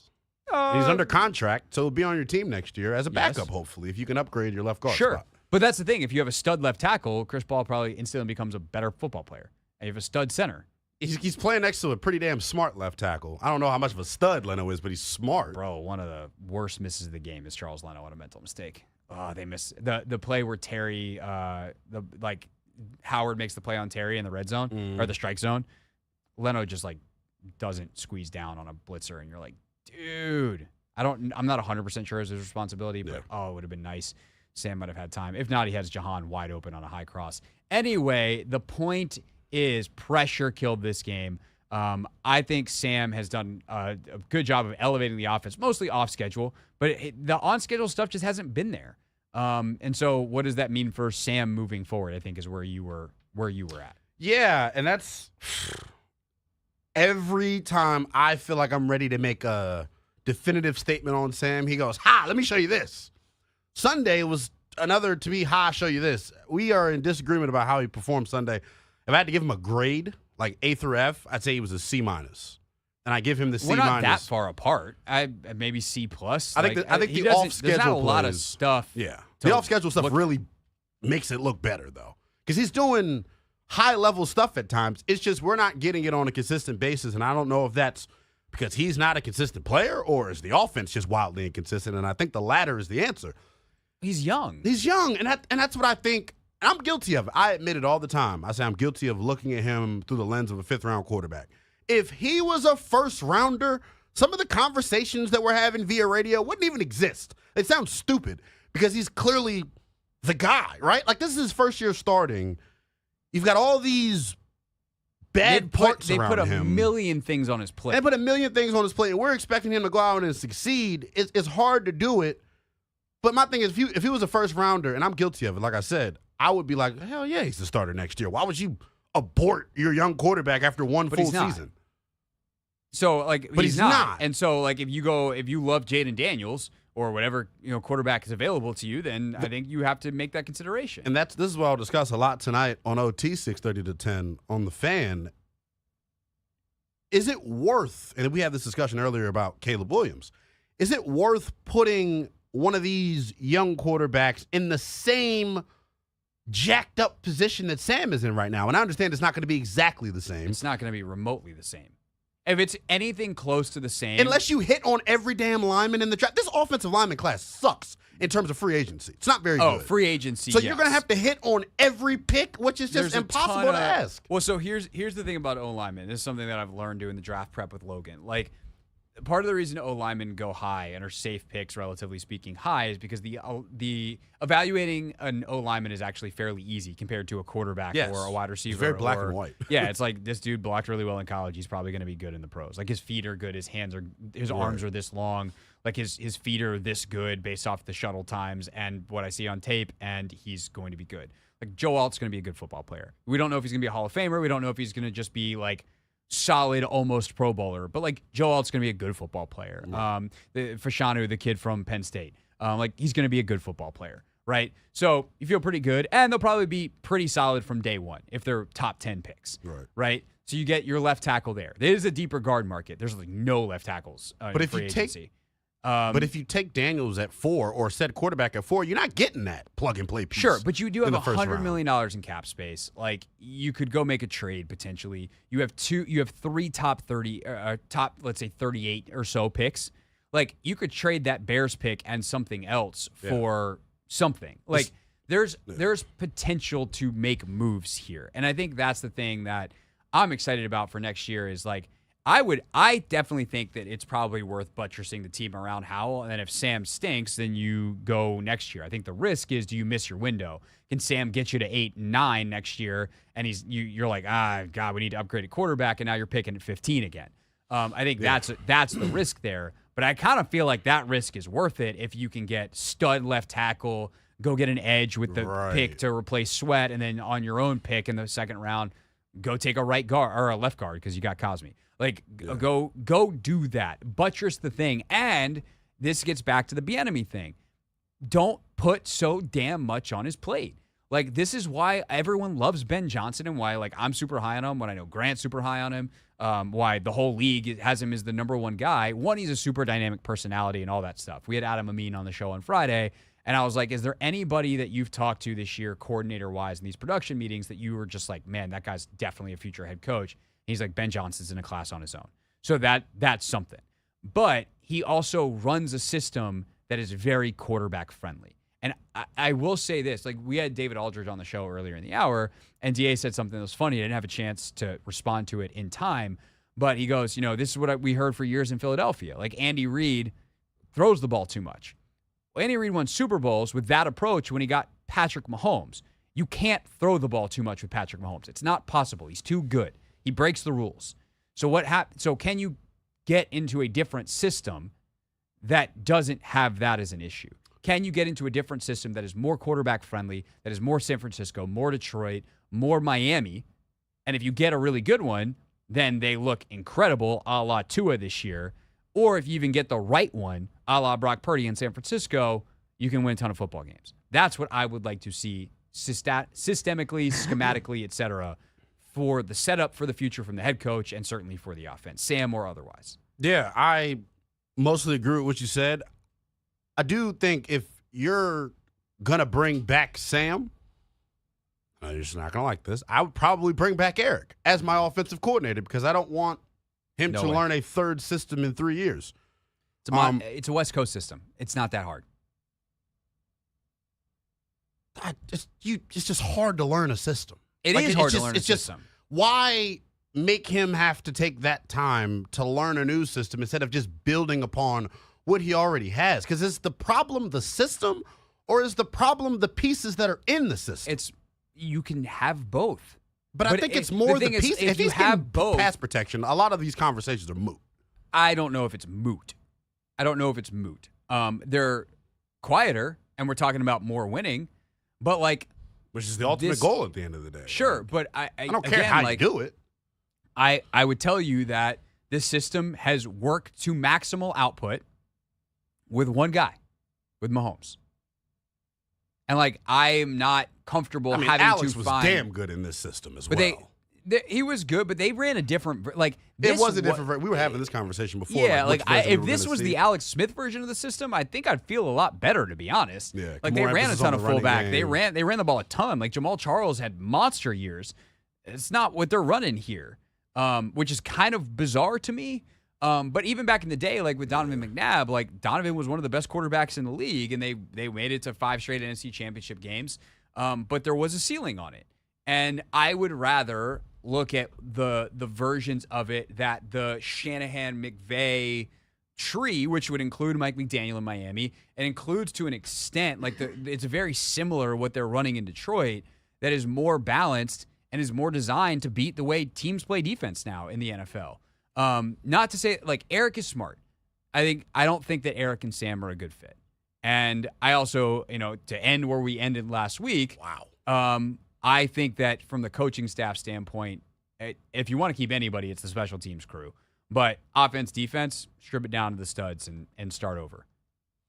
Give me a defensive-minded head coach that wants to rock with Eric Bieniemy and Sam for one more year because they're both under contract basically for one more year, and then you collect everything at the end because you have time to develop a team. You're not like you're Ron in year 4 of a 5-year deal trying to develop it sounds like a quarterback. He wants to make the same mistake as every other regime in the last 2 decades of Washington football. So I don't think hiring a defensive-minded coach is automatically going to pigeonhole you into those problems. Inherit stuff he doesn't want. How do you know the coach doesn't want it? That could That's be the different. thing. That could be Eric's different. got a lot of relationships in this league. A lot of people speak highly about him, I'm sure. For sure. If you want to go hire Dan Quinn, Raheem Morris, Dan Quinn, Brian Flores, there are a plethora of names that you can go with. I love that you included Flores, the guy McDaniel replaced in Miami. That is perfect full circle.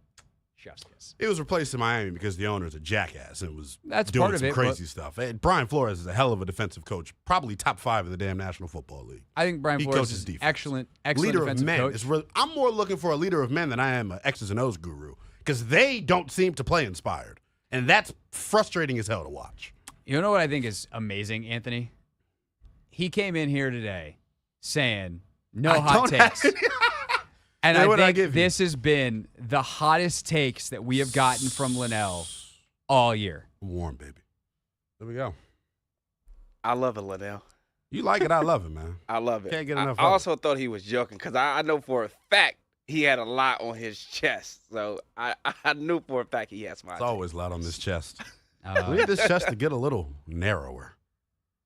Lynnell will be on overtime tonight. Yes, he will. From 6:30 to 10 on 106.7 The Fan. He's in this chair on Thursday. Oh, I can't wait to push all the buttons. Yeah. Well, I don't know. I would say I'll let you do the YouTube stream too, but don't. If you told me that, I wouldn't even do overtime tonight. I would go home and study how you do this right now. I mean, we can try to set you get a little tutorial. That'd be beautiful. I'd love it. We'll see what we can do. Appreciate you having me as always, man. This was good. Indeed. We're, of course, because you're here, way over time. We'll get back, and I don't even remember what we're talking about next. But, Anthony, you need to play the legal ID now.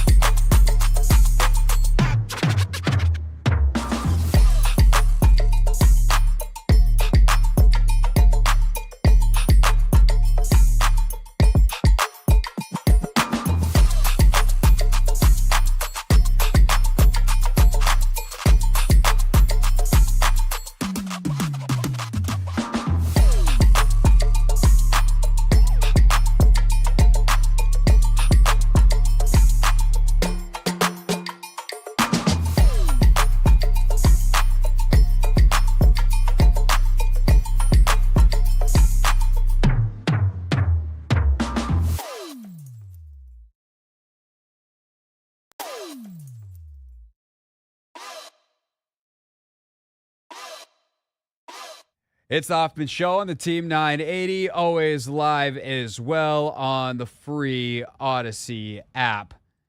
Coming up in a little bit, talk more about the NBA's in-season tournament. Phenomenal action last night. More on the docket for tonight. Right now, though, some reaction to what Jon Allen said yesterday about his time in Washington. It has been a frustrating time in Washington for sure for Allen. These, of course, courtesy of the Sports Junkies, which you can hear mornings 6 to 10 here on the Team 980. And these comments certainly got people's attention. They also weren't that dissimilar to things he said post-game, where he said, post-game, I've been building character for 7 years. I'm tired of building character. My character's built. I'm trying to win. And so he's asked about that on the Junkies and whether or not he's thought about potentially going somewhere else. 29 straight wins. Well, that's definitely not Jon Allen on the Junkies. That's for real things later. Here's Jon Allen on the Junkies. After the game, you were quoted as saying, like, you're tired of talking about, rebuilding. Rebuilding and character and all that. My character's good. I just want to friggin' win. And I can empathize with that as a fan. Do you ever, and I know you've said you're going to play here and you're going to end your career here and all that stuff, but do you ever get to a point where you're frustrated, where you say to your wife, you know what, maybe I would be better off if they just moved me? 1,000%. I mean, I'll be lying if I said I didn't. I play this game to win, and I would love to win here for sure. But I want to win first and foremost. So that's always going to be at the front and center of my mind, and everything I'm going to be doing in my career is going to make sure I have an opportunity to win. Would that include having your agent maybe talk to the team in the offseason? I mean, if that's what it takes, I'm not going to sit here and talk about possibilities and the future. I'm going to focus on these next 4 games, do what I can to help this team win, and then we'll evaluate things after the season. But it has gotten to a point where you are frustrated, and just coming in here and winning 7 games every year. That's not how you want to end your career. Not at all. Not at all. I want to win, and I genuinely believe that we can do it here. But again, I got to sit down after the season and make the decision that's best for me and my family. And that's by no means saying I'm leaving, but right. You got to be open to it. Yeah. What I hear there is a human being who's frustrated at the end of a lost season. And that is not someone who's checked out. That is not someone who has decided he's going anywhere. Is someone who's perhaps opened up a can of worms he didn't need to for himself with his candidness. But I hate when media criticizes athletes for telling the truth. That doesn't mean you can't criticize what they say. But, don't get mad at dudes for being candid when our job is to discuss the real world and to hopefully get people to tell us the truth. Of course he should be thinking about somewhere else if that's what it takes. And I would hope that the relationship between Jon and his agent and the organization and whoever the new GM is honest enough that if they embark on a mega rebuild, one that's going to take 3+ years, they look at Jon and go, hey, man, it's better for us and it's better for you if you go somewhere else, and that there's honesty there. I mean, that is essentially what happened between Bradley Beal and the Wizards. It's obviously a different situation because the NBA and NFL are very, very different. But, they looked at Brad and were like, we're tearing it down, and we can't tear it down as long as you're here, and you don't want to be here when it's torn down, so let's get you somewhere else. And they traded him to Phoenix. Good. Excellent. Job well done. Get him out. Obviously with Brad, too, he had the no-trade clause, which made things far more complicated than they needed to be. Thanks, Tommy and Ted. But with Jon, it's if I'm getting close to 30, I don't need to go through a rebuild. I've been trying to build it here, but I think that he's also correct in saying they can do it here on a timeline that makes sense for him. I refuse to think that this team is as bad talent-wise if it was better coached than it is record-wise right now. They do very silly stuff that should be preventable. They do stuff defensively this year that is unconscionable from a game plan decision-making scenario. And they put guys in bad spots and it goes poorly. And it's there's other options where you don't have to put guys in those spots.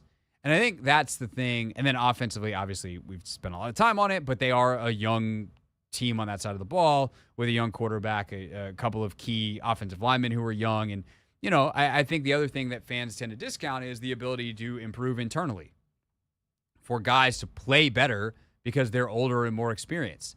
I think also like Derek Forrest was a major injury for them. They haven't had many major injuries this year. That was a big one. I do think another major injury that happened for them in the offseason is Armani Rogers, a good, speedy tight end who would have been dynamic in this offense, would have been really, really helpful. And instead, Logan Thomas has been okay this year, but he's not super special in terms of his ability to generate big plays. And Cole Turner's been a disaster. These are the problems that they have. They're very fixable, and they should be fixable relatively quickly. Lynnell and I were just talking in the break, and it's like, if you go, and I don't hate the idea of trading down potentially. Like, let's say Sam, actually, I'm going to throw this hypothetical out next, since we're doing off-season talk. And I know this is based off of what Jon said, and we were going to talk a little bit more about Jon specifically here, but I have a hypothetical next. Anthony, you get to accept or reject my hypothetical. But I have a way that I think is one of the best quick fixes for this team. It requires some participation from Sam Howell. I'll tell you what we need to see from Sam, and then what this looks like next on the Hoffman Show on the Team 980 and always live on the free Odyssey app.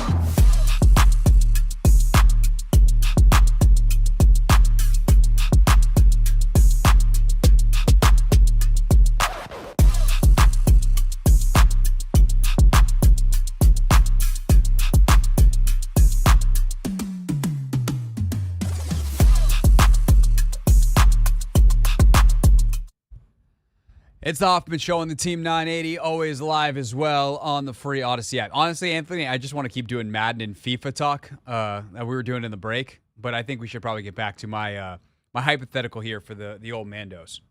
All right. For the offseason. Is this the best case scenario? Undoubtedly, this is the best case scenario for the Commanders. Step one is Sam Howell plays well the next 4 games. Like, he plays at least 2 of the next 4, right? Where you're just like, yeah, no, there's definitely something here. Oh, man, okay, San Francisco smacked him, but, like, whatever, that happens. And hopefully you leave a good taste in your mouth against Dallas, right? New regime is like, yeah, look, is he the next Joe Burrow? No, but we don't think we can draft the next Joe Burrow either. And we know that Sam can play in the league. We don't know about these college kids. So we're making the internal determination. We're going to tell everybody that we're looking at quarterback. There's going to be a lot of smoke because that's how this works. God, we're about to deal with so much smoke this offseason. That's smoke. Mirrors, baby. That is smoke I don't want, if you will. But you make the decision internally, we're not going quarterback. Like, unless Caleb Williams or Drake May drops and, like, oh, those guys, that could be the next Joe Burrow if you think that that's what they are. But, like, you decide, nah, Jaden Daniels, not that guy. Whoever else is QB4, QB5, on your board, you're like, nope, not the guy. We really like Sam. Okay. And you wind up, by the way, despite Sam playing well, not winning a whole lot, and you pick, let's say, 4th, right? So Drake May, Caleb Williams go 1-2, probably not in that order. Marvin Harrison Jr. goes 3rd. All of a sudden, you're sitting there at 4 or 5 or wherever, and the next best quarterback is on the board, and you don't like him because you really like Sam. And not even about what you think about the other quarterback at that point. It's just like, you like Sam. You're like, Sam's our guy. We know. We love what this kid's made of. He showed a lot. Let's do it. And then you trade down. So you're asking not far. Okay. Let's say that. Let me pull up a mock draft right now. I know Trevor just did one for PFF. And now PFF is, I love PFF, but navigating their site sometimes is a nightmare. Mock draft simulator. We could even use the mock draft simulator. Is it time to fire up the mock draft simulator? Oh boy. All right. I wanna control the Commanders who are at 4 right now. Let's go to the draft. Start draft. Okay, so it goes Williams, May, Harrison, and you've got the Bears behind you, who have already taken Williams, so they don't need a quarterback. The Jets, and then the Giants. And you've also got the Saints picking at 9, and Tampa at 10 as of right now. The Raiders are at 11. So all of those teams from 11, 10, 9, 7, and maybe 6, because the Jets could certainly draft someone to sit behind Rodgers for next year to be the next guy. What if one of those teams is like, hey, we want to trade up? And according to PFF's model, New Orleans at 9 is big time interested in trading up. So let's say we can get 1 next year, 9 this year, 47 this year for 4. They say that's too much. But you might be able to get this year's 1 and next year's 1, or you can get 9 and 47 and maybe even, something later in the draft too. And now you're at 9. So let's do that. And by the time you're on the clock at 9, you can go get, this goes about as bad for Washington as you could get. They go Brock Bowers at 4, Joe Alt, Fashanu goes after that. Latu, the edge, goes after that. And so now all of a sudden, the guy who probably falls based off most boards right now is Malik Neighbors, who is a just ridiculous wide receiver out of LSU. That could be a possibility. You could also go, one of the edge guys, or Or obviously you've got your Jaden Daniels or Bo Nix or whoever if you want to draft your quarterback at 9. J.C. Latham, the tackle out of Alabama is on the board. Let's say you do that, right?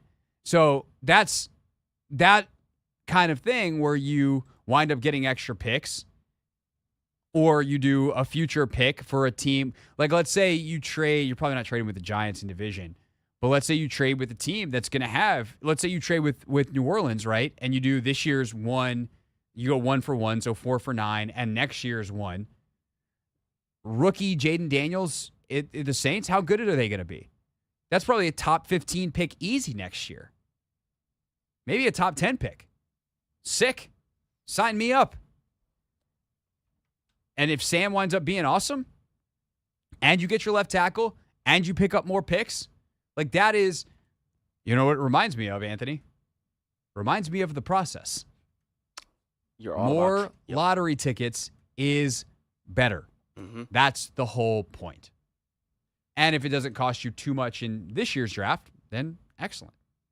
I think I'm all for trading back and getting future picks. To be honest, I think we're 2 years away from actually being a legitimate threat. I think they can compete for the division, or it can compete for a wild card next year. Easy. I think we can compete for a wild card, but I mean, when I say being a legit contender, I'm talking about, possibly winning the division, being one of the top wild cards if we don't end up winning the division. I like having a legitimate chance type of thing, like a Dallas Cowboy. They might not win a division, but guess what? They're still a legitimate threat. So I think we're about 2 years away from that. Next year, again, I think we talked about this prior to the season. It doesn't take long for an NFL team to rebuild. Like, NBA teams are definitely different, but for an NFL team, it doesn't take that long. We've seen it, with the Cincinnati Bengals. We've seen it with the Dolphins. We've seen it with multiple franchises. But just looking at where we are with what we have, I think we're 2 years away from being legit contenders. But I think if we go about, trading off some pieces, acquiring pieces, using the cap space that we have, we could possibly be positioned for a wild card run next year. Without question. Like, I just think it comes down to, like, can you use what you have now, and what are you smart in what you add? They will have between $80 and $100 million in cap space. Mm-hmm. Now, unfortunately, some of the stuff that you need is not going to be available. Like, I would love to go sign a veteran left tackle. Yeah. The market is poo-poo. There's like 4 dudes. Legitimately, 4 dudes that play left tackle that are free agents. Not good. Not the life we deserve, man. No, there's a ton more right tackles. There's a ton of guards. So maybe you spend big money at guard, and maybe you go get a premier guy if there's one of those available. Obviously, we'll see with some of the fifth-year option stuff and franchise tags, and I haven't looked at the whole free agent list yet, but there's a lot of potential, to spend money. Or you shore up what you need to defensively, and you go draft offense. There's certainly going to be guys on this roster that are in different roles. Some will get up, bigger roles. Some will get smaller roles. But, right now it feels like you need a corner. Well, what if your corner that you need is Emmanuel Forbes? And like that's what you need to happen if you want to have that wild card run next year. Is you need Emmanuel and Quan to be what you hope. And maybe Quan goes to safety and is playing next to Derek Forrest, and you let Cam Curl go. That would be, and you don't pay him, and all of a sudden there's money available to do something else. So I think it's just about being smart. I think that the people that are going to make the decisions, we don't even know who they are yet, but I trust them more than anybody who's been here in the last since the Shanahans left. And even then, like, Bruce was the GM. So, and I think that's the encouraging thing. I was texting with a friend of mine last night it was a longtime season ticket holder, and he bought his tickets for next year because he believes in what is possible here. And I think that's the thing that is keeping a lot of people around right now, even though we don't know what it's going to look like, is at least there's hope. At least that we know the change is coming. We don't think that they're going to do something silly. And some of the best people that are going to be available are going to come here because it is a destination unlike it's been in 25 years. Mm-hmm. So that's cool. Optimism. Positivity. Huzzah. Also, I like my trade down idea. I think they need some things to fall their way. But are you trading down and acquiring picks for this year or future picks? I mean, or it doesn't really matter to you? I would love to get. Like the thing is, let's say you don't have to just do one, right? You can trade back. Let's say the Saints wind up at 7.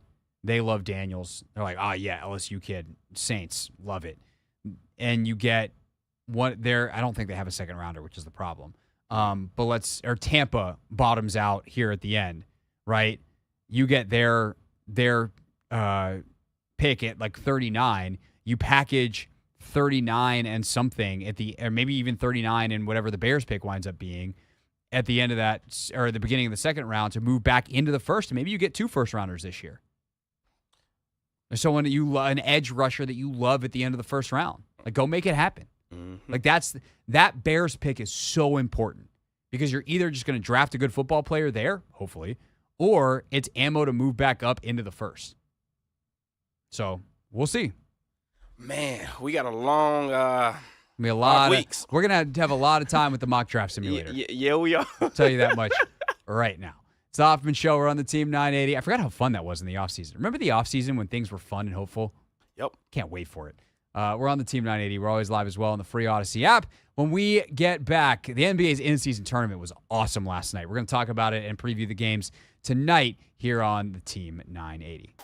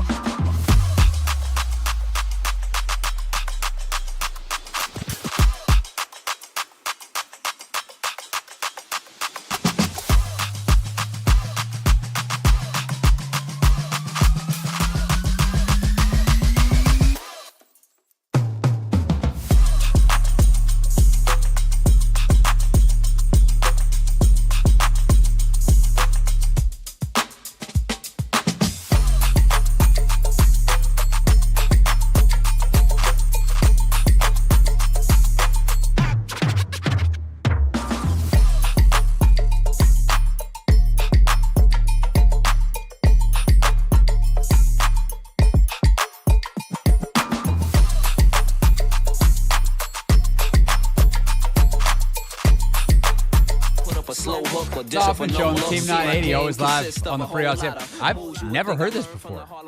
Really? How did I feel like this is a miss by me. Fully admit, like, this is exposing me on a major level. Oh, that's that. That Mace has a verse in that? That was Fab. Oh, Fabulous. Yeah, that's right. Sorry. Yeah, that was Fab. That's got to be like second, third verse. I just am so used to the chorus. Yeah, it is. It is the second verse. It's the second verse, yeah. There's some songs that are like that. Like, you just only hear the first verse in the chorus. Yep. I'm not going to lie. I low-key forgot about it, too. I had to listen. I was like, oh, snap. Fab does have a verse in this. Yeah. Damn. Obviously, I've heard that song. We're old also. Like, that song. But also in the movie, like Mike, they don't play Fab's verse, I don't think. Yeah, and anywhere that song is used, it's just the chorus or like the first verse. Basketball is my favorite sport. Yes, you know, like you get that old school verse, and then Fab's like, "No, this is for real now." I've honestly never heard that verse before. Yeah. Now I just want to go through all the references. Oh. Maybe on a different show. Yeah. Just mark it down for June. Gotcha. We got nothing to do. Anyway, it's the Hoffman Show on the Team 980. Big dumb doofus that hosts it, Craig Hoffman here. That's super producer Anthony Haney, who does an excellent job over in that their producer's booth. And we were watching some hoops last night. When did you tune in to the Indiana-Boston game? Were you watching it from Go or? So I was in and out because the Monday Night Football game was really good as well. And also it had big fantasy football implications. I needed Evan Ingram to, have himself a night. And I know you're sad because you were playing against Jamar Chase, and boy, did he have himself a game. Hey, Evan Ingram did his part, though. He did his part. Oh, man, I really fell down in that chair. That's hard to get up. That was dramatic. Yeah. I'm exhausted. The only good thing about that Monday Night Football game from a fantasy perspective for me was Jamar Chase had such a big game that me forgetting to bench Aaron Jones for James Conner no longer mattered.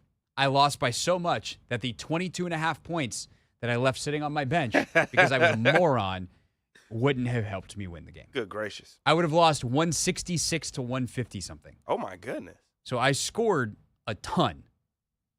And there was a moment there that I thought I had a chance. I was like, man, if Jacksonville when can Ingram scored, yeah. Well, if Jacksonville can, because I'm going against Lawrence and Chase and McPherson. Ooh, yeah. And I had Ingram and Ridley, and I was like, I need like a reverse pass from Ridley to Ingram at this point because I am in deep trouble.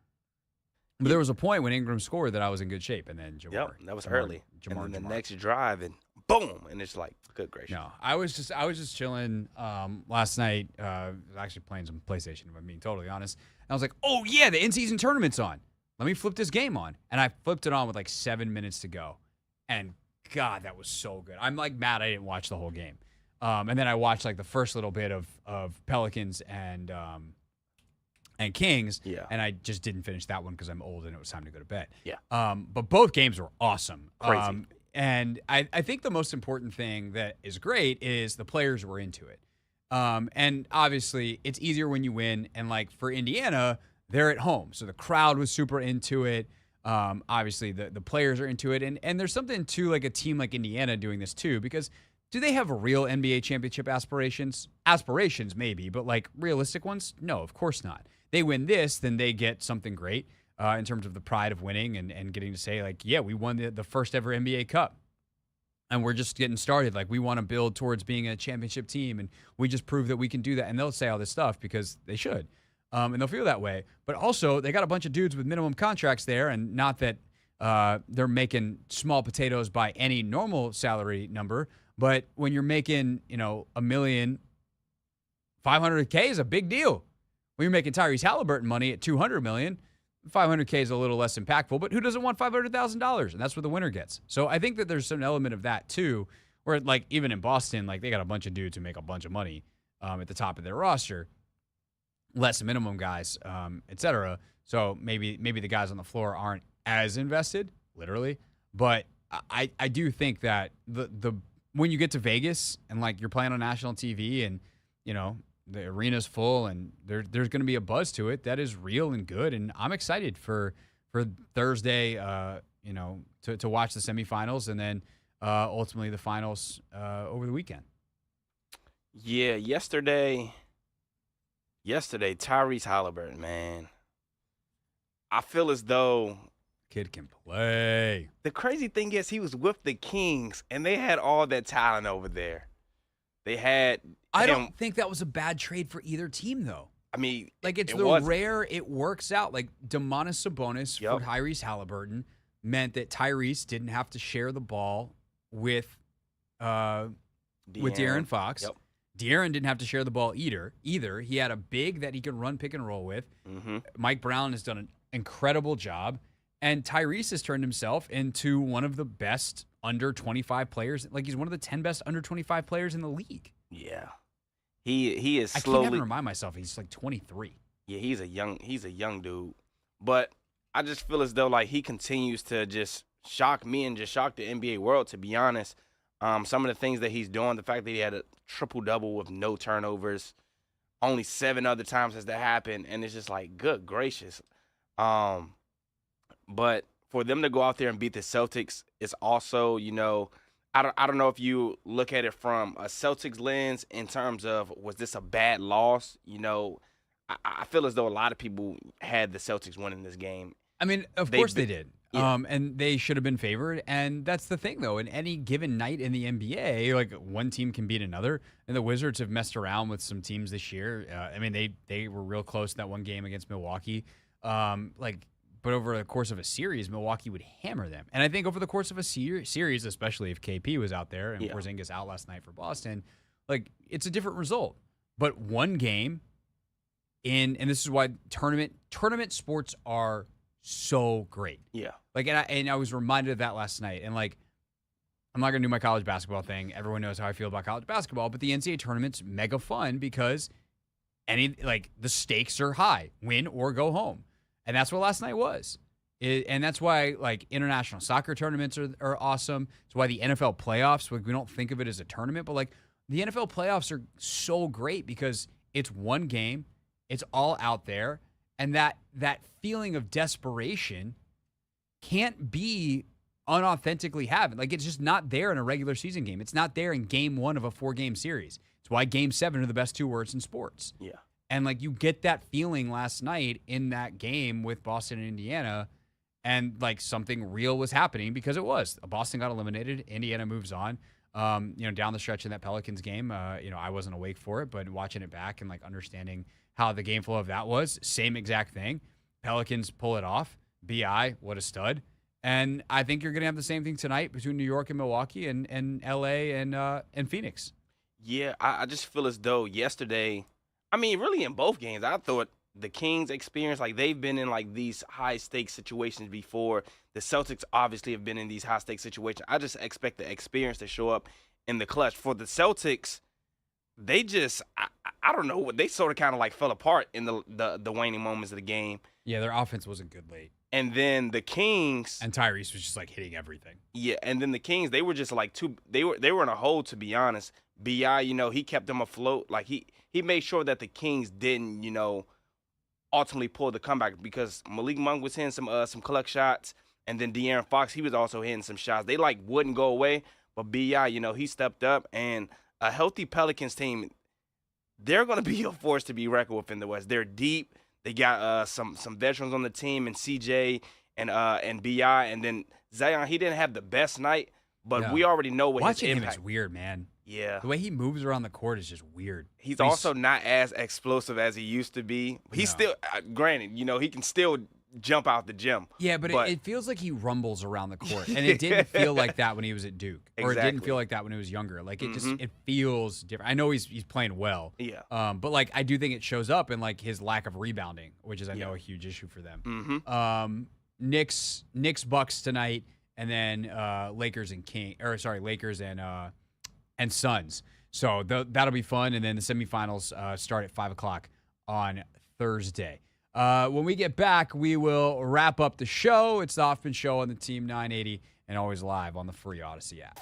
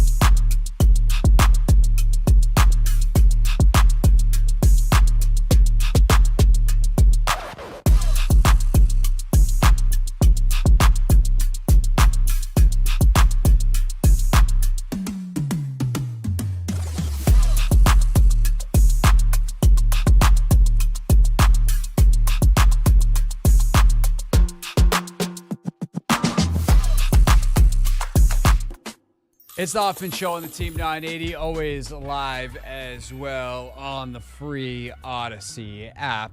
Anthony, what's coming up on the show tomorrow? Because I won't be here. That is a great question, Craig. I was trying to talk to the DOC before he jetted out of here, but I wasn't able to do that. So that's a great question that I don't have the answer for. But ask me tomorrow at 7 p.m. and actually 6. We get off early tomorrow. We might have Naki on. That would make sense. Maryland plays tomorrow. Maryland plays tomorrow 6:30. I mean, well, not at 6. They play at 7, but the pregame starts at 6:30. Wizards play tomorrow, so you could have Dave on. If you wanted to. Dave. Yep. So you do double basketball analysis. I do. So normally Wednesdays you do, or we do Never Read the Comments. Never Read the Comments could get interesting. I kind of want Doc to do Never Read the Comments. Okay. I know Doc listens all the time, and Doc said before the show, he's like, I'll do whatever you guys want me to do. Yep. I think Doc doing Never Read the Comments would be good radio. I'm all for it. So I might pick a couple, and we'll see if we can do. That's a bet. I also that's homework assignment for me. That's what I was going to say. YouTube folks, not going to have a YouTube stream the next 2 days. We don't do the YouTube when I'm not here because I'm the one who runs the YouTube. So that is kind of how that works. So I apologize to those who stream live on YouTube. I would love to figure out if we can get at least Never Read the Comments recorded. Because it will be recorded. Well, like video. You're talking about video wide. I want to put Doc Walker just on my channel being like, these are the dumbest things I've ever heard in my life. I will connect the StreamYard in there. We could do that. And then I'll get this one set up, of course. All you got to do is hit boom. Yeah, we could do it like I do when I'm at home. I would just have to go on my laptop at home. And fire it up. And hit record on my end. Yeah. But we could do that. Oh, yeah. I can get that all set up for the DLC. Honestly, like I could probably set that up in part before I leave. That too, then. All right, we'll see what we can do there. Yes, sir. Because God, if that happens, I would like that captured for posterity. It's gonna be good. It's gonna be good. So you got that to look forward to tomorrow, and then whatever's on Doc's mind.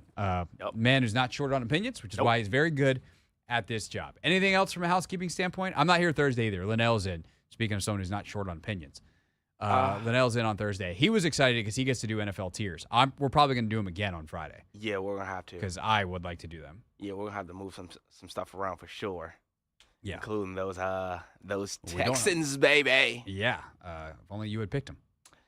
You ain't got to rub it in. And Craig, just because you wanted to rub that in, you didn't go 11-2 on the week. You went 10-3. That's true. And how did you do last night? We don't have to talk about that.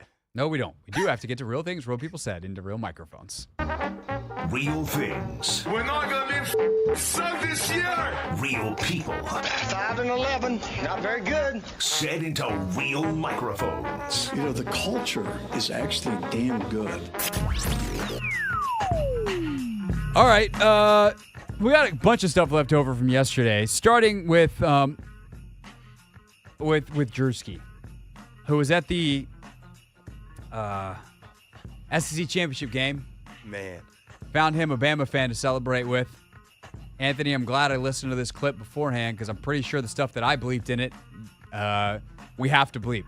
There's some stuff you left unbleeped. You're lying. That I'm not 100% sure. Like, I don't think we'd be in deep trouble if we played it, but I bleeped it just in case. Okay. I don't give a about nothing but the Tide, baby. Don't give a about nothing but the Tide. Blitz, Bama, blitz, baby. Blitz, Bama, blitz. I love America and I love the Tide, baby. And I love Will and the Down. That's right. Don't give a shit about but the Tide. Tide, go get them. Tide, go take them down. 24-17. Oh my gosh. That in was the middle of the I love America and I love the Tide. Like, some things are just so on the nose with the stereotype that exists, and I feel bad, but also chef's kiss. I don't know how Drewski does it, man.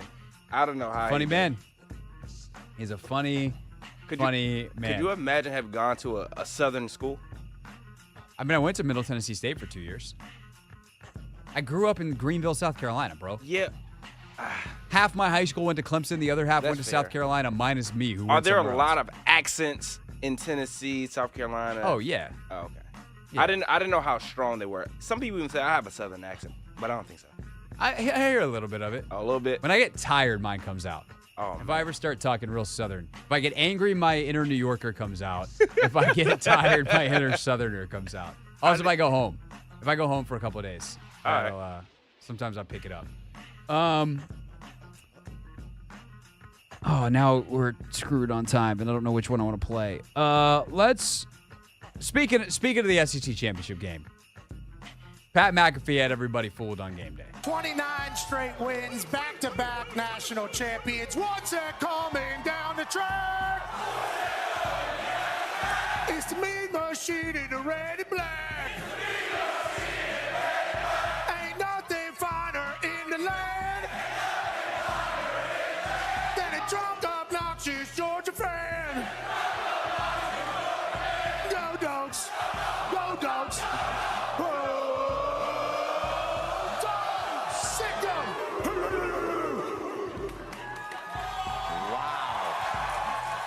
Give me Alabama to break home.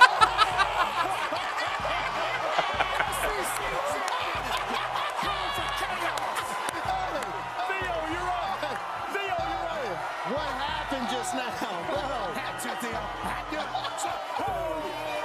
What just happened? Unbelievable.